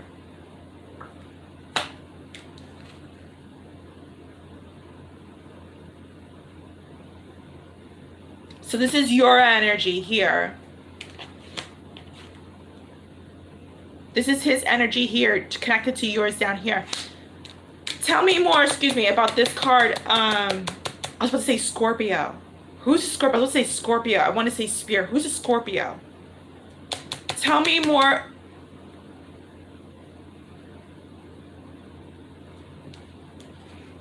Is this third party a Scorpio?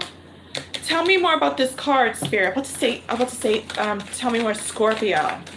Is he in a commitment with a Scorpio? I feel like this is your energy. I feel like you're releasing the sadness that you've been put through and moving on. That's what's showing up here, but there's a commitment here.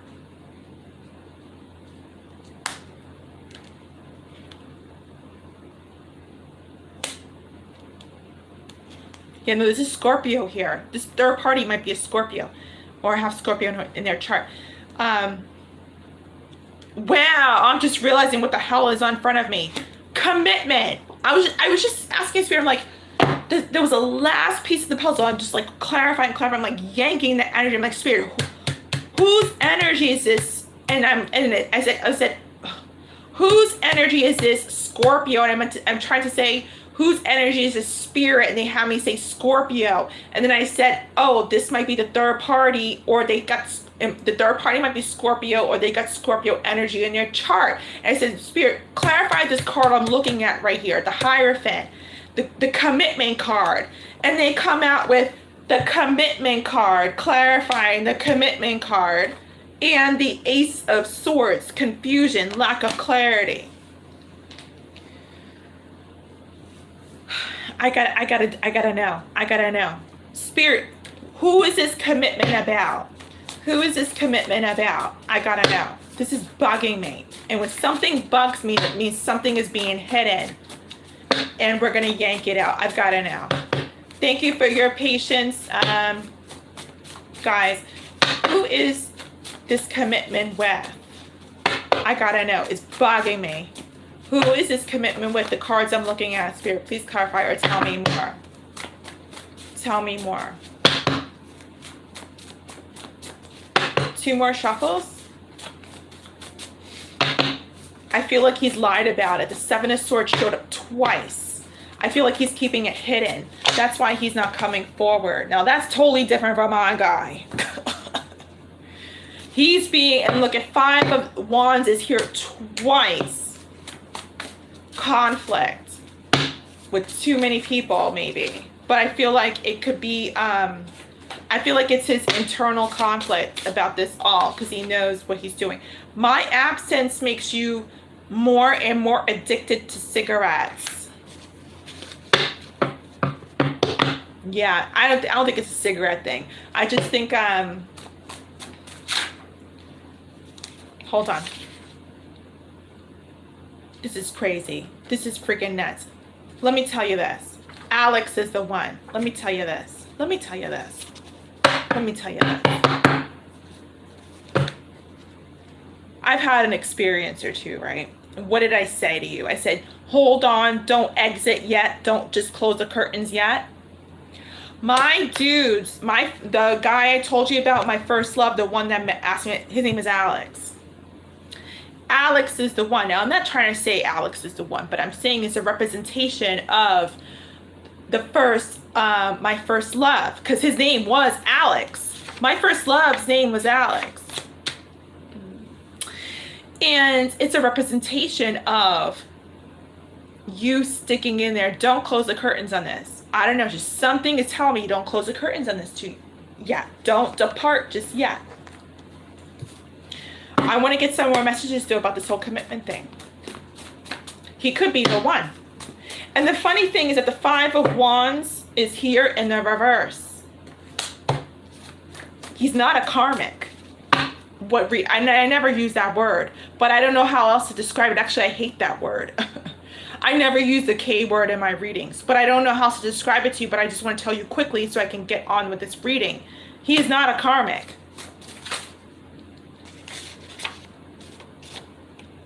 Stop lying to others. Yeah, I mean, I feel like he is doing wrong right now, but I don't feel like he's your karmic. I feel like he's your soulmate. I know it sounds odd because of everything that's going on, but I feel like he's your soulmate.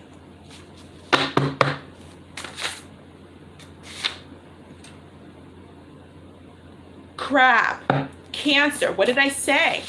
There's got to be someone. There's someone with who's a Cancer, who has Cancer in their chart, or is a water sign. He's dealing with the karmic to understand how to love and to deal with you later on. Hold on. And what did I tell you? You gotta let him go and do his space thing. If he's got to understand how to treat you, he needs a karmic to teach him. Take it up with God. They are doing them. What did I tell you? But it's totally up to you. This is just my advice on what I'm seeing in the cards and hearing and feeling and sensing as your reader. I'm going to leave this right here. We'll get one more card actually though. From my new deck called the Calm Club. Okay?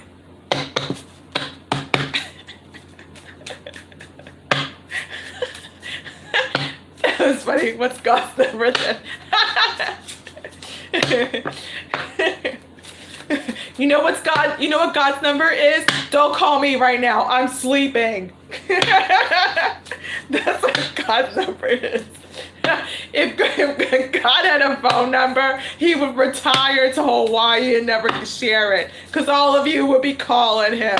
He'd be like, my number is, don't call me. I'm sleeping. Oh my gosh. That's so funny. Hold on. That's so funny. Oh my gosh. That's hilarious. Oh my God. All your cards keep falling. Last cards we got to close out. The mushroom, the wind, the crystal. Let me tell you what. This is all representative of nature. What did I tell you? It's all representative of nature. Just go with the flow. Don't close the curtains yet. This is just my advice to you. Do what you want. But from what I'm feeling, sensing, and channeling, don't close the curtains. Let him screw up. But the screw up is actually part of the destiny. He is being taught how to love through a K person. I'm not going to say that word. I hate that word. Through a K person. Let him learn, let him acquire the lessons that he needs to learn in order how to come back and love you.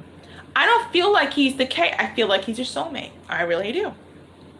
Now, I know this reading is a hot mess. I mean, I'm looking at a hot mess of a reading here. But that's how it has to be right now. And like I said, in the meantime, go do you and just let it all flow. Let it all flow. Now, it's interesting because the wind is here. And the wind in my culture means that when it's windy outside, it means that God is going to be delivering good news. So I'm going to leave that message here, your reading. What a reading, but we had to yank it out. It had to happen. I'm just like, I can't do this. I can't go to the next reading without clarifying this. So this is your message, my dear.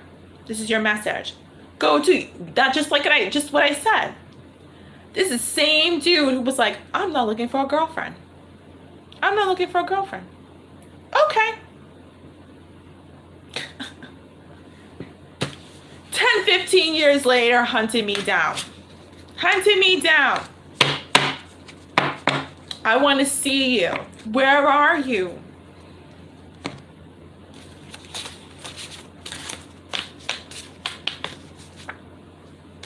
Yep. Yeah, I'm going to be doing a class soon for women and teaching them how to gain their freedom, attract the one they love, while maintaining and managing their self-empowerment. Oh boy, oh boy, oh boy. We'll do that. We'll do those classes soon. Oh, you're welcome. You're welcome. Let's see.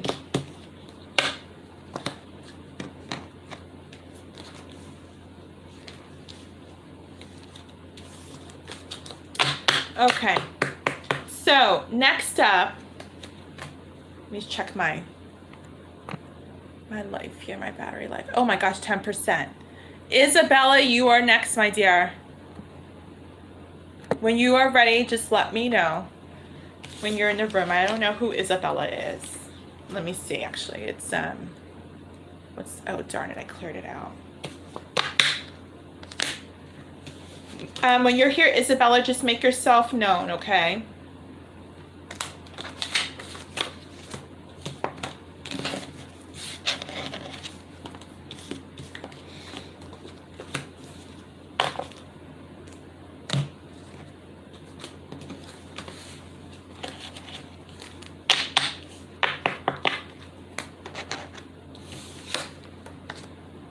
Hold on a second. Hold on. 1 second.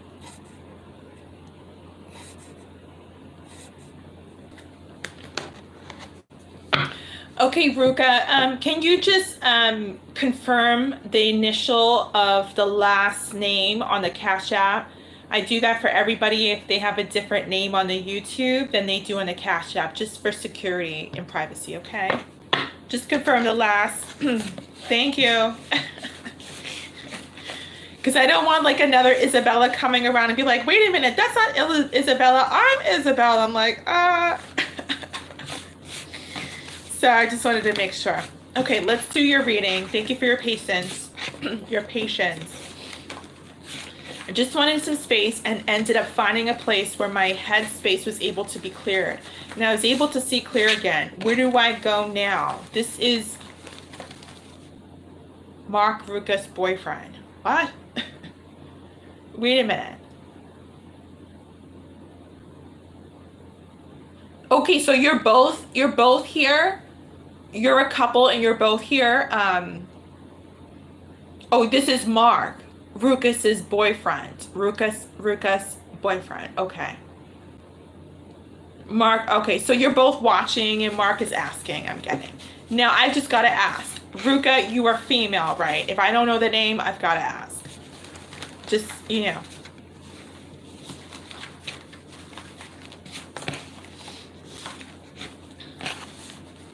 I take that as a yes.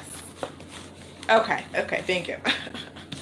I'm going to reread your question again because that's a lot. Let me just check my battery device. Okay. I just wanted some space. So this is Mark. I just wanted some space and ended up finding a place where my head space was able to be cleared. Okay, so you're able to clear your head space. And you gain clarity. Okay, where do I go from here? Okay, let's find out. So you cleared your head, gained some clarity, and you want to know where to go on from here. Okay, let's find out. Am I correct? Is that what you're asking? I just wanted to be sure.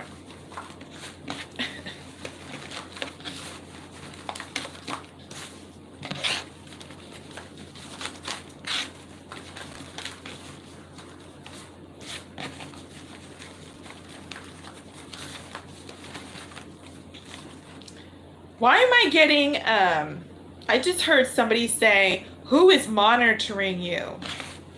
Like both of you. I just heard someone say that, like someone, that might show up in the reading, maybe not, but I just heard that and I tried to say what I hear as far as like channeling is concerned. But I just heard someone say, someone is monitoring both of you. Now, it could be spirit, it could be a human, you know what I mean? It could be one of your angels, it could be ancestors, it could be anybody. You know, so I just wanted to make that clear that that's what I just heard. Okay. I feel like you two are very well protected. I gotta say that. Just my senses, I'm seeing you two actually right now. And I'm feeling like you two are very protected. I feel like you two almost have a little bit of like innocence, angelic, a little bit of angelic, but like innocent energy. I don't know why I feel like I'm talking to young hearts here as well.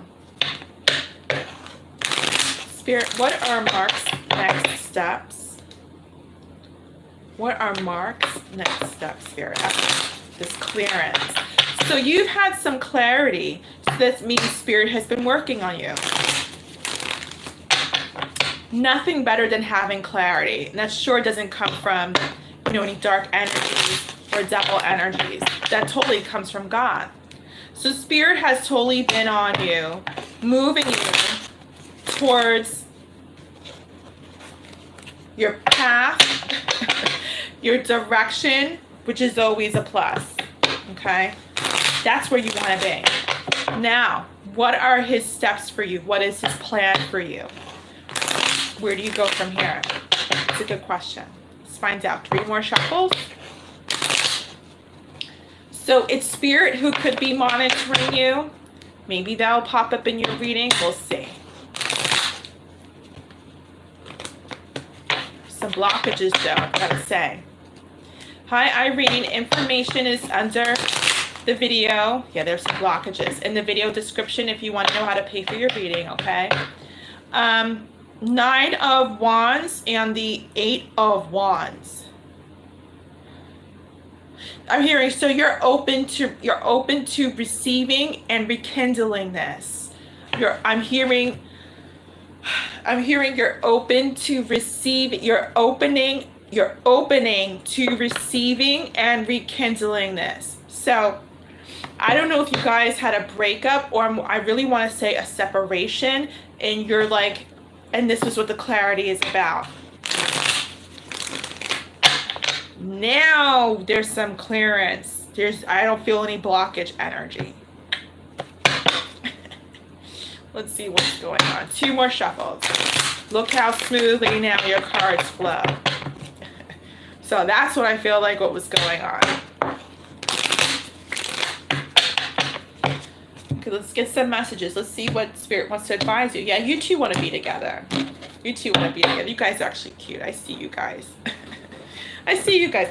You guys are cute. Bottom of the deck, I told you, lovely. Ace of Cups. Bam. That's a beautiful card straight from God. I love that. No, it's not the Devil card. We're not taking that because that's not part of your reading. Ace of Cups.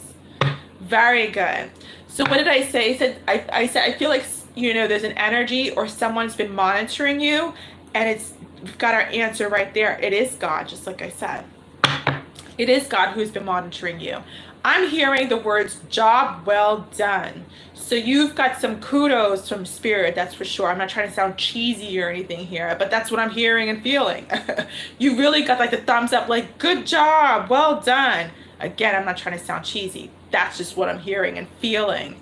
So, you know, a lot of people, especially men, I hate to say it, run away. And I feel like they're giving you a job well done because you've stuck in there and you've been listening. Spirit, any more messages about the next steps from here? Any advice? Any advice, Spirit, about the next steps from here?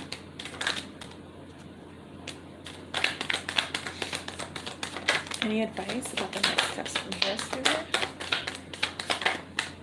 Wow, that card just like flipped on over.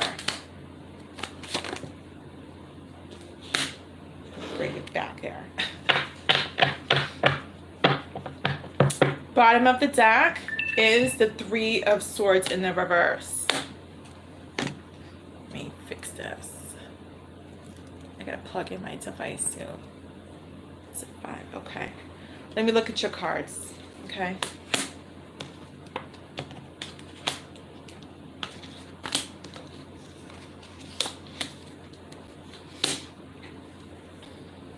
Wow, automatically I'm getting that you're releasing toxic energy. I feel like it was your behavior and not putting in the work, not committing, not knowing whether to commit or not, almost, I want to say.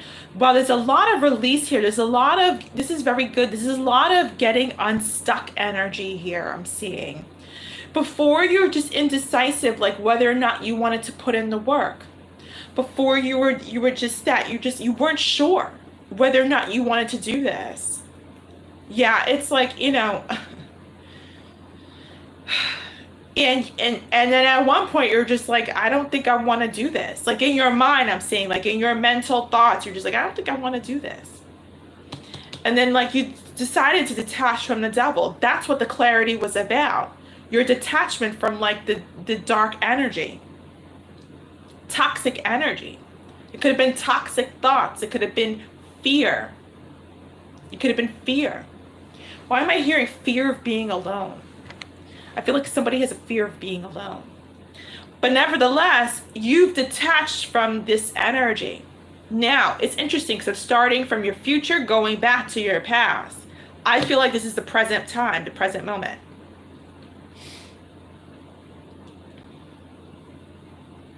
All right. Ruka. Or Mark. I want you to put your arm around her. when I say this. Put your arm around her, please. Put your arm around her shoulders, wherever. Put your arm around her. She's gonna need to hear. She's gonna need that. All right. I feel like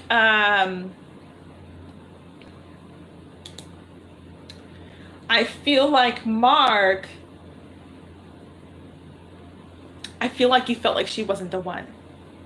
I feel like that's what you went through initially. And I feel like it could have been this devil energy in your energy. But I feel like you were having some doubts, or like you didn't think like she was the one. And that's what caused all of this conflict. And it could have been the devil energy working on your energy. It could have been you being your own worst enemy. Whatever it was, that's what I'm seeing. And then something changed. I don't know what it was. It's not saying, I'm not hearing. But something all of a sudden happened. I'm hearing God stepped in. I'm hearing God stepped in and got you unstuck. Okay, let's see. I want to take a deep breath like that, because that's what it feels like when you get unstuck from the devil. You can finally breathe again. Spirit, give me some advice about about the steps from here. Yeah, look at that. Knight of Pentacles, trust in the reverse. Landed on those cards of you didn't think she was the one. So you didn't trust this. You didn't trust this. There was a lack of trust here somewhere in regards to those thoughts. Jeez. Hold on. Wow, the way these cards fell on my floor, they fell out just like this. Pure magical. Hold on. I'm going to leave them just like the way they fell out. They fell out on my carpet just like that.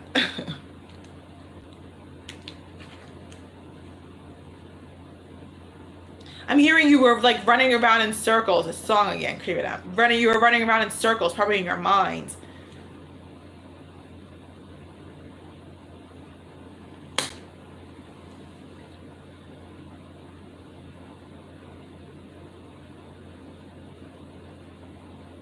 Wow, this is a beautiful reading. At the end of the day, you come out as the Emperor. And at the end of the day, it is how can I say this? At the end of the day, she's your home. But I feel like you went through like a little bit of, like, again, like, I don't know if she's the one for me. And then something happened that's not showing up, like I said, that shifted. And I feel like God stepped in. That's what really happened. Did you go through some financial problems? Somebody went through some financial problems. From some financial setbacks.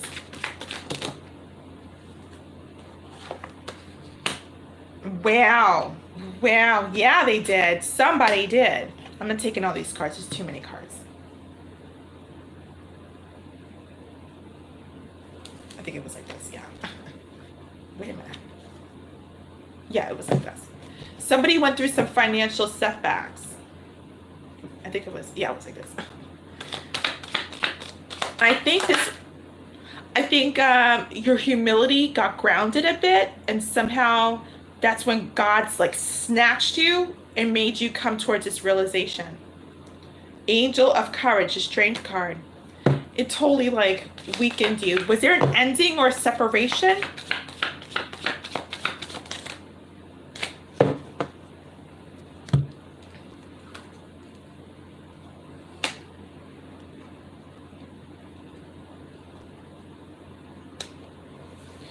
There must have been some sort of separation. I keep feeling separation, seeing separation. Because the Death card is here. Maybe there was a breakup or an ending, but there was something that divided you two. And you were just conflicted about healing it. You were conflicted about healing it.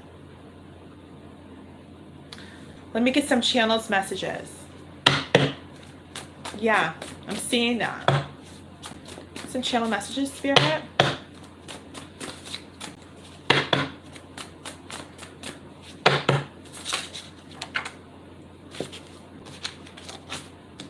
Who is Keisha? Second time that card comes out. I was about to say it's a third party. Because, like, in my last reading, that card came out. That card never came out. When that card comes out, that indicates to me it's a third party. There was a third party. Spirit, any more messages? I hope you have your arm around her, Mr. Mark. Manifest. Wow. Wow, there was definitely a third party here. Any more messages about the future? You hate yourself. Stop it. You're making others ... I'm going to fill in the blank. Crazy. You're making others crazy. Stop hating yourself, Mark. Spirit, give me a final outcome. Give me a final outcome. 8 of Pentacles on the side.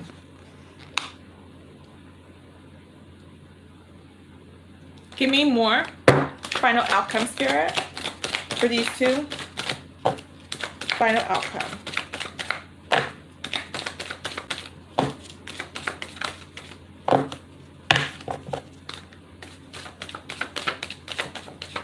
Tell me why this is the way it is, the card I'm looking at.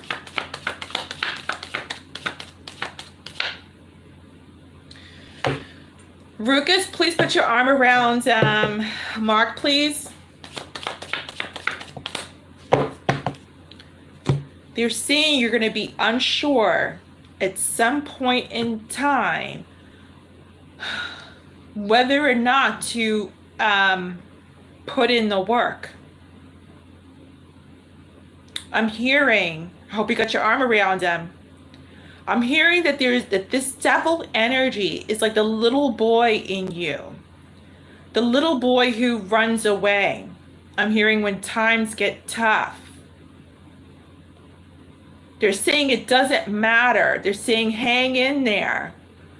So you've got to learn how to balance your energy. When the devil, now I'm getting a song. When tough get going, going, going, going. Yeah, yeah, yeah. Oh, oh, la la. Oh, I got something to tell ya. I got something to say. Gonna find myself in a woman. Nothing's gonna stand in my way when the going gets tough. When the tough get going. So it's that song, what's that song? Who's singing? Billy Ocean, by Billy Ocean. When the going gets tough. Go Google this song and look at the lyrics. When the going gets tough. The tough get going, going. That's your song. I got something to say. Gonna find me a knife and a woman. Nothing's gonna stand my way. Oh, darling, I can climb any mountain, darling. I cruise any sea, darling. I reach for the first, darling. You crashing me. Ooh, ooh, ooh, ooh, ooh, ooh, ooh, ooh. When I hold you, and do the things that lovers do. Ooh, ooh, wanna touch you, I gotta get through to you. Oh, when the going gets tough, the tough get going, the going gets rough, the tough get going, yeah, yeah, yeah, yeah, yeah. Go listen to that song.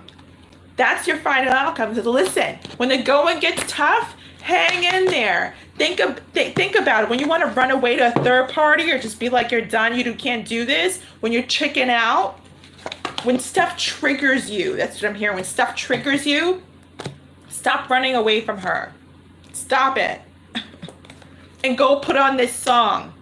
When you feel like you want to run away from Rukas, I want you to put this song on. Because you're being triggered by devil energy.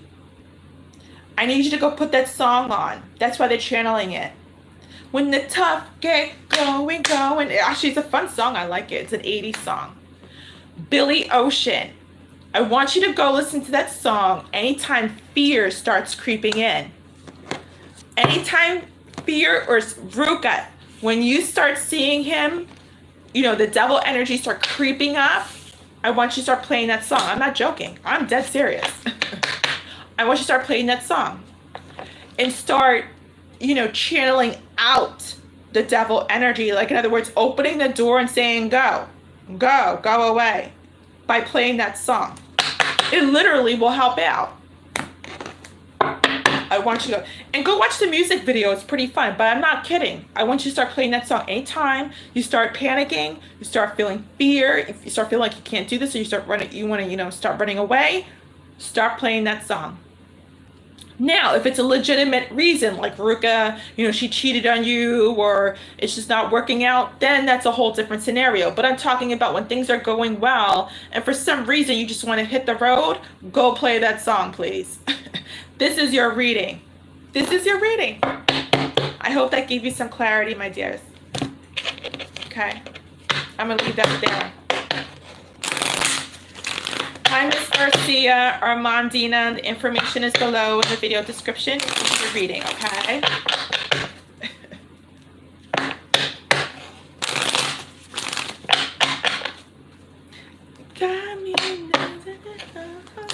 That's a cool song. I like that song. Nothing's gonna stand in my way. Oh, darling, I climb any mountain, darling. I'll move any sea, darling. I'll reach for the seashore, darling. With you crashing me. Ooh, ooh, ooh, ooh, ooh, ooh. I think Michael Douglas, yeah. Actually, that's like part of a movie. It's a soundtrack, a movie soundtrack. And who's in it? I think Kathleen Turner and Michael Douglas. They're in that music video. And Danny DeVito, short Danny DeVito. It's funny. Go watch the music video. It's cute. Hi, Lucky. Welcome. I've got to plug in my device before it disconnects. I'm going to do that just in a second. Yeah, go watch that that video, guys. Ruka and Mark. Billy Ocean. When the going gets tough. And it's so funny. The music, they're like, the tough get going, going. It's cute. I'm going to plug in my device. If you guys need a reading, information is below in the video description on how to get your payment in, okay? I've got to... Oh my God, 2%. I need to plug in my device, guys. I think I'm going to have to switch. Let me see. How can I do this? Hold on. 1 second, guys. I got to plug in my device.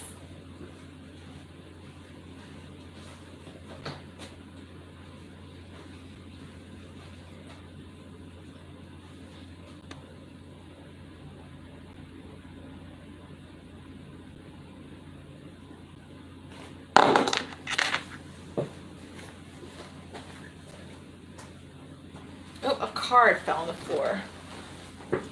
Let me see.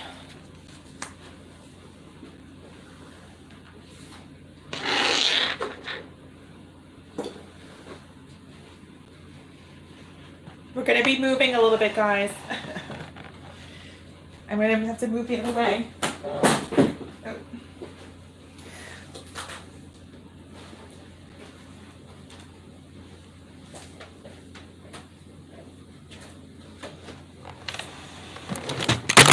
Oops, sorry.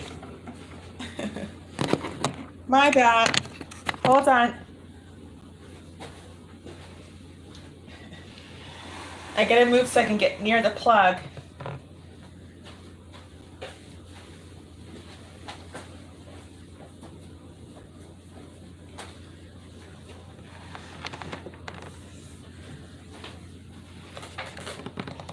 Alrighty.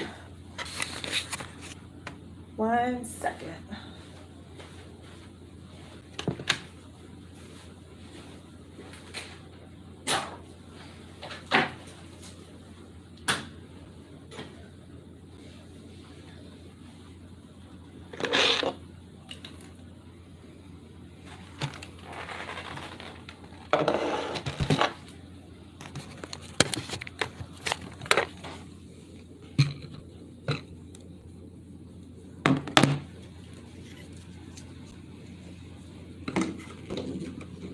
One second, guys.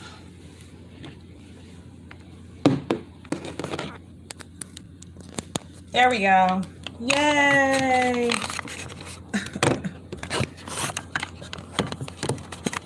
Okay, there we go.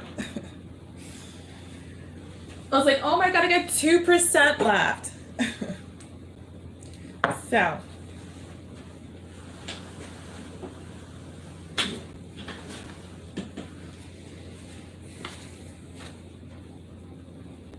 And then.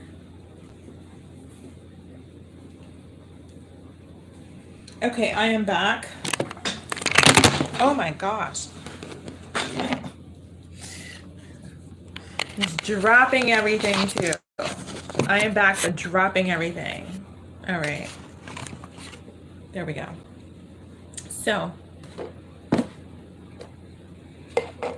I am back.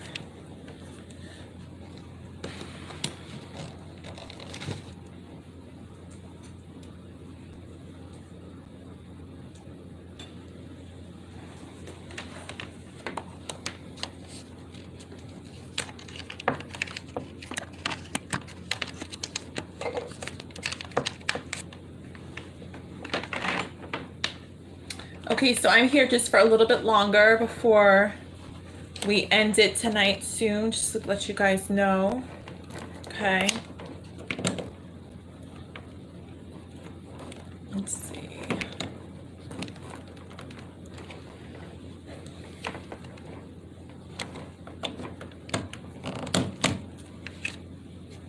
Alrighty.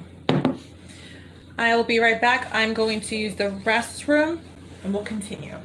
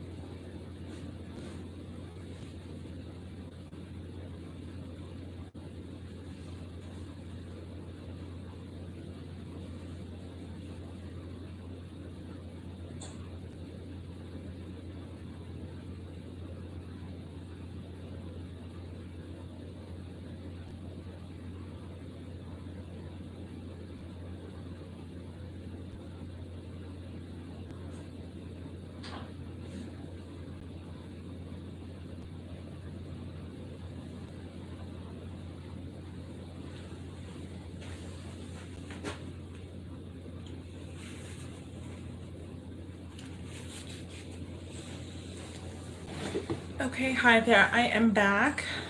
Okay, where did I put my water? My water. Let's see.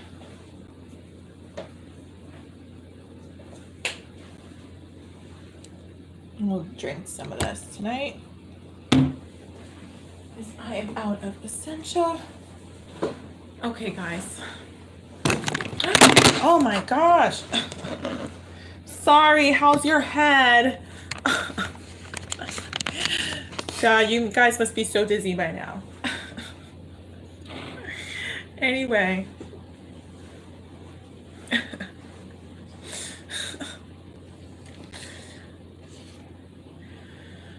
Okay, so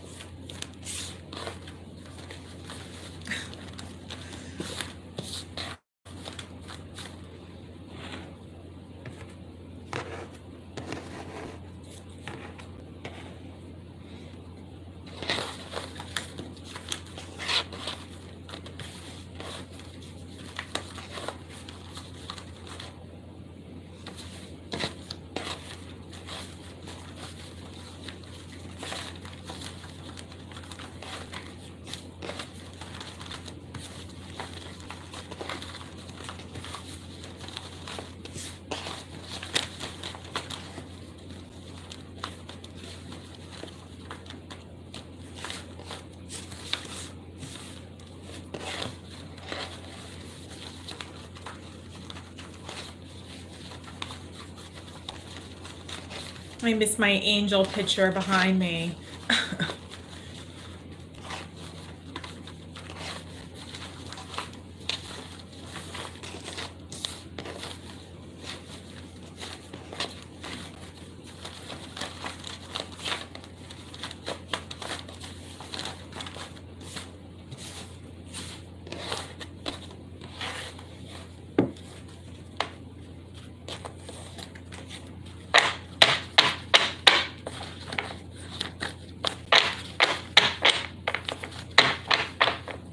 Good night, Irene.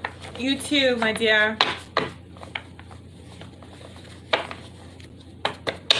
Yeah, guys, I will be here until 1:30. And then, so you've got until 1:30 if you need a reading. And then we'll end the live stream, okay? I will actually put that in the...